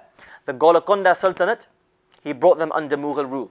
The Bijapur Sultanate, he brought them under his rule. And before that, you had the Ahmednagar Sultanate, he brought them under his rule as well. From the Ahmednagars, you had a new rising power in the south called the Marathas. The Marathas were Hindus, Hindu caste. They were warriors. And they had a warrior ethos and mentality. They were very opposed to Mughal rule. One of the leaders was called Shivaji. And Shivaji was then, he was against, they used to carry out guerrilla warfare against the Mughals, against Aurangzeb. And Aurangzeb took him to his court. He had a few battles with him and then he ended up signing a treaty. Shivaji is going to become now, Shivaji Bhonsle was his name. Shivaji is now going to become an official of the Mughals. So he went to the court in Delhi. This was before Aurangzeb moved. And then because Shivaji, he didn't know court procedure or court protocol. So he was standing right at the back. He thought, I want to stand at the front, near the Jaroka. And bear in mind, Aurangzeb cancelled the Jaroka. Aurangzeb didn't carry on the Jaroka, the visiting, the exhibition tradition. Why? Because he'd learned his lesson from Shah Jahan. Because Shah Jahan was too invested in it, when he didn't do it, then people thought he died. So Aurangzeb didn't want to fall into the same problems. So he cancelled that as well. So in Aurangzeb's court, Shivaji was stood right at the back. So Shivaji wanted to stand at the front because I've classed myself as nobility. Aurangzeb told him to pipe down. This is a court. Court session is underway. You have to then adhere to some rules of the court. He didn't like that. So he caused a scene. He was then imprisoned with his son, Sambhaji. They imprisoned, and they were eventually freed, and they escaped as refugees and as fugitives as well. They made their way back to the Maratha lands in Deccan, and now they've started their own Maratha empire. And they started to build and build and build and carry out guerrilla warfare. Shivaji was later captured and executed. Sambhaji then carried on the reign. That's why Hindus, they take Shivaji and Sambhaji and the Marathas as their heroes. And they make movies today, nowadays as well, idolizing and valorizing.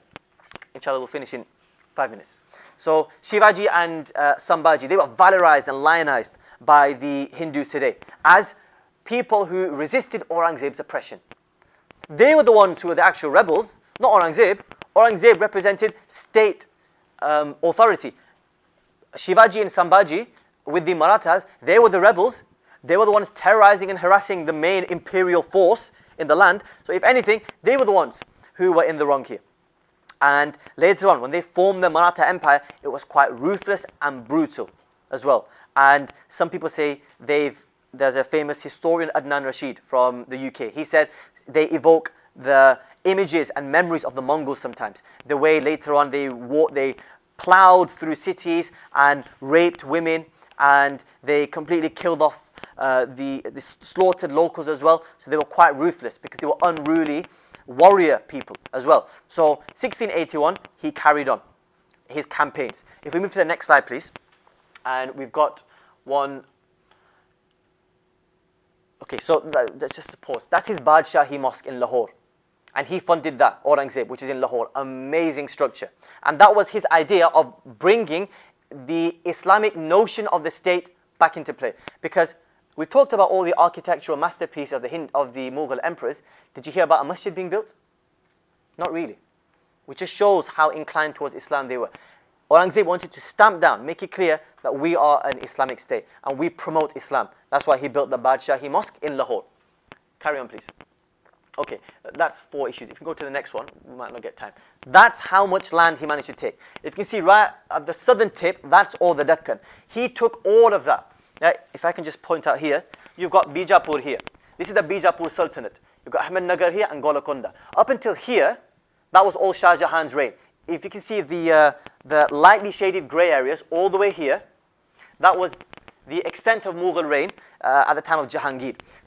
Aurangzeb managed to take all of this here, and he completely submerged the Indian southern regions into Mughal authority and into Mughal suzerainty.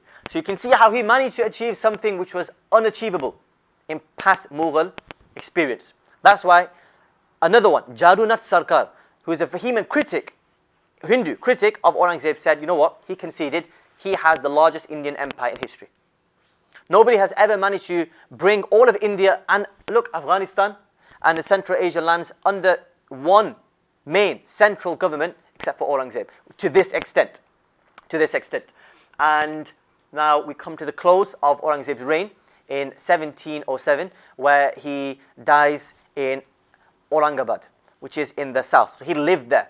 He was nearly 80 years old. He was still commanding the army himself. He was still commanding from the front lines.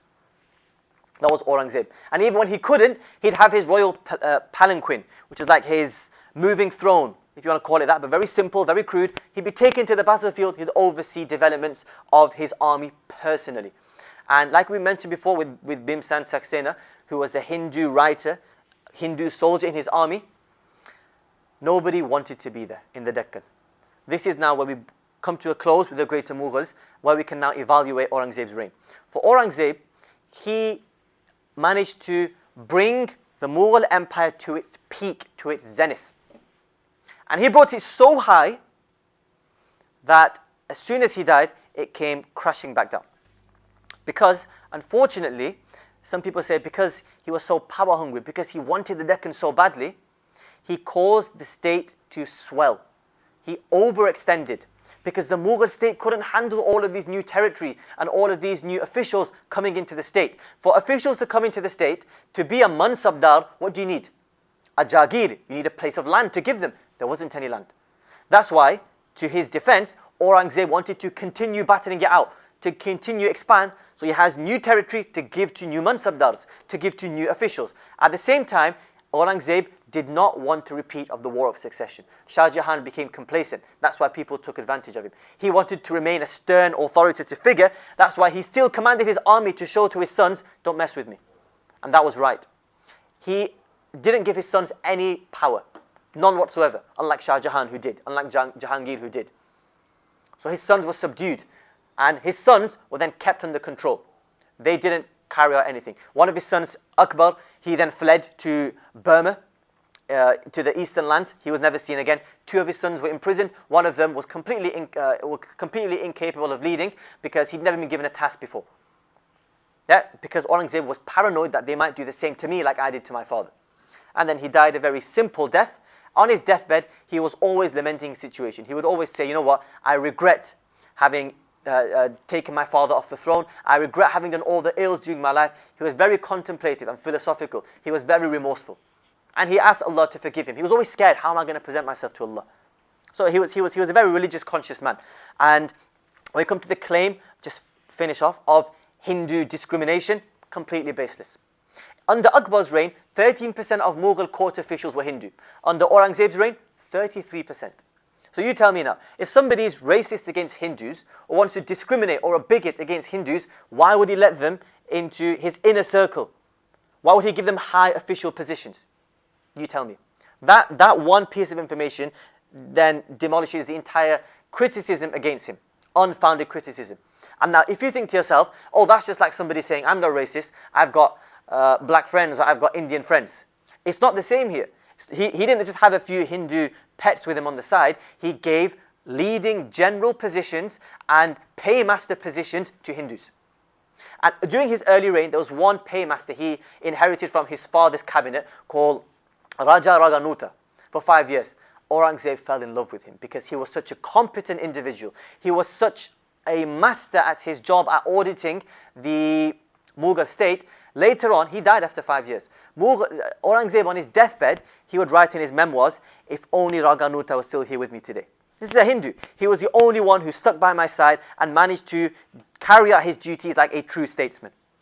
Yeah, so this is how he dealt with Hindus. As for temple desecration, we already talked about it in Muhammad Ghaznavi's reign. Temples were highly politically charged monuments, and they were connected, affiliated to the legitimacy of the ruler because of the state deity and the womb chamber. So now, if the temple's still there, then people would still think that the previous ruler still has some authority. So to completely destroy the previous rulership and the previous principality and to annex it completely, Aurangzeb had these temples destroyed, and at the same time, anybody who rebelled, a state he was supportive of, a temple he was supportive of, would be destroyed.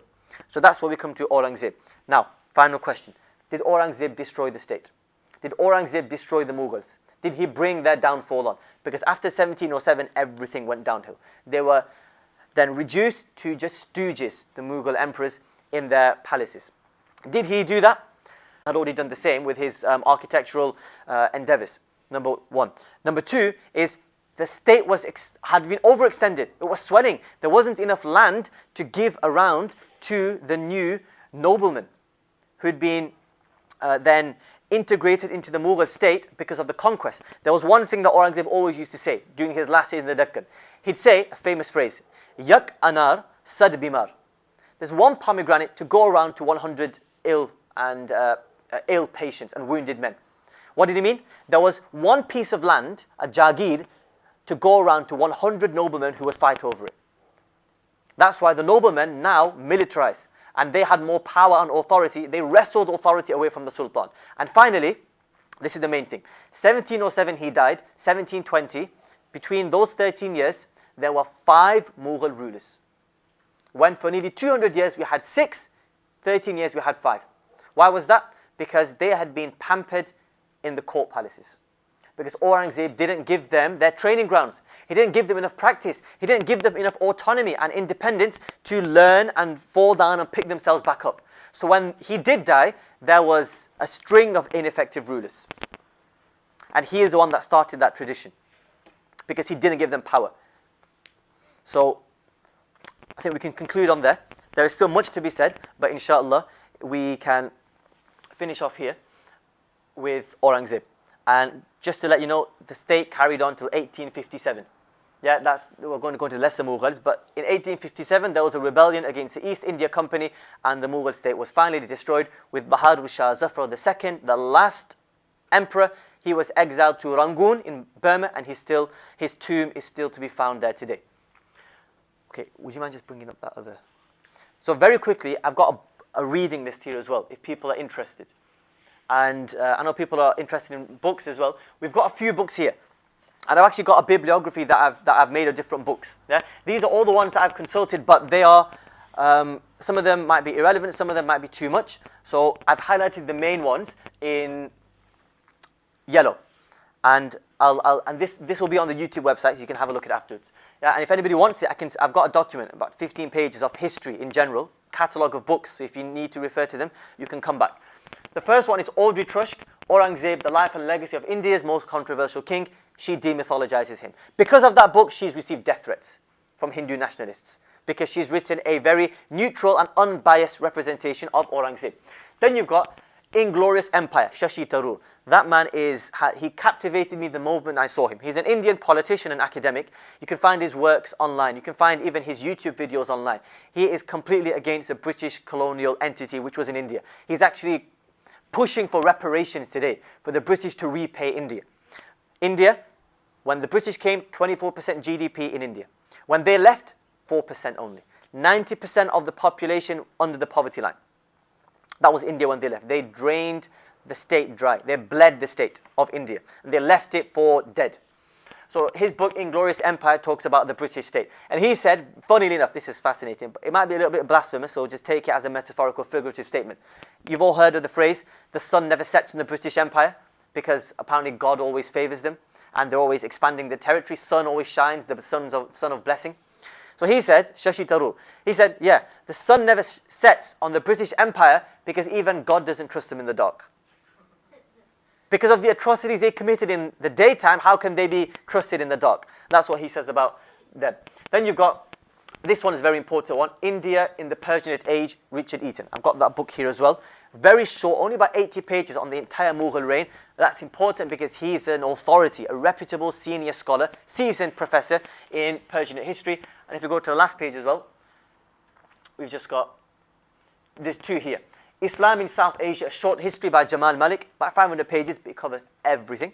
And the last one is Ulama in Politics. That is important. That's where I got the information about Akbar, what Akbar did and how the scholars interacted with him. And it shows how scholars have not always been a true representation of Islam, and angelic as well, as people assume. So that's an important book by Ishtiyaq Hussain Qureshi. So if you want to refer back to any of these, you can go to the YouTube video and everything's there. So to wrap up now, we ask Allah subhanahu wa ta'ala to inspire us with true knowledge, to allow us to benefit from what we've heard. And if anything's wrong, it's come from myself. Anything and everything correct, praise goes back to Allah subhanahu wa ta'ala. And I thank all of you for your attendance. I mean, we couldn't have this without you guys. So you guys are the real true heroes, MVPs here. And I hope I haven't bored you too much, and I hope some of the information has been processed, and at least you're better informed as to the Mughals than you were from beforehand, and you can appreciate what they did for India, and also not combat these ideas and tropes being churned out and conveyed out of India.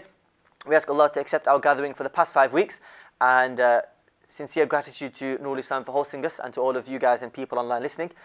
Jazakumullah khairan wa ahsan al-jaza.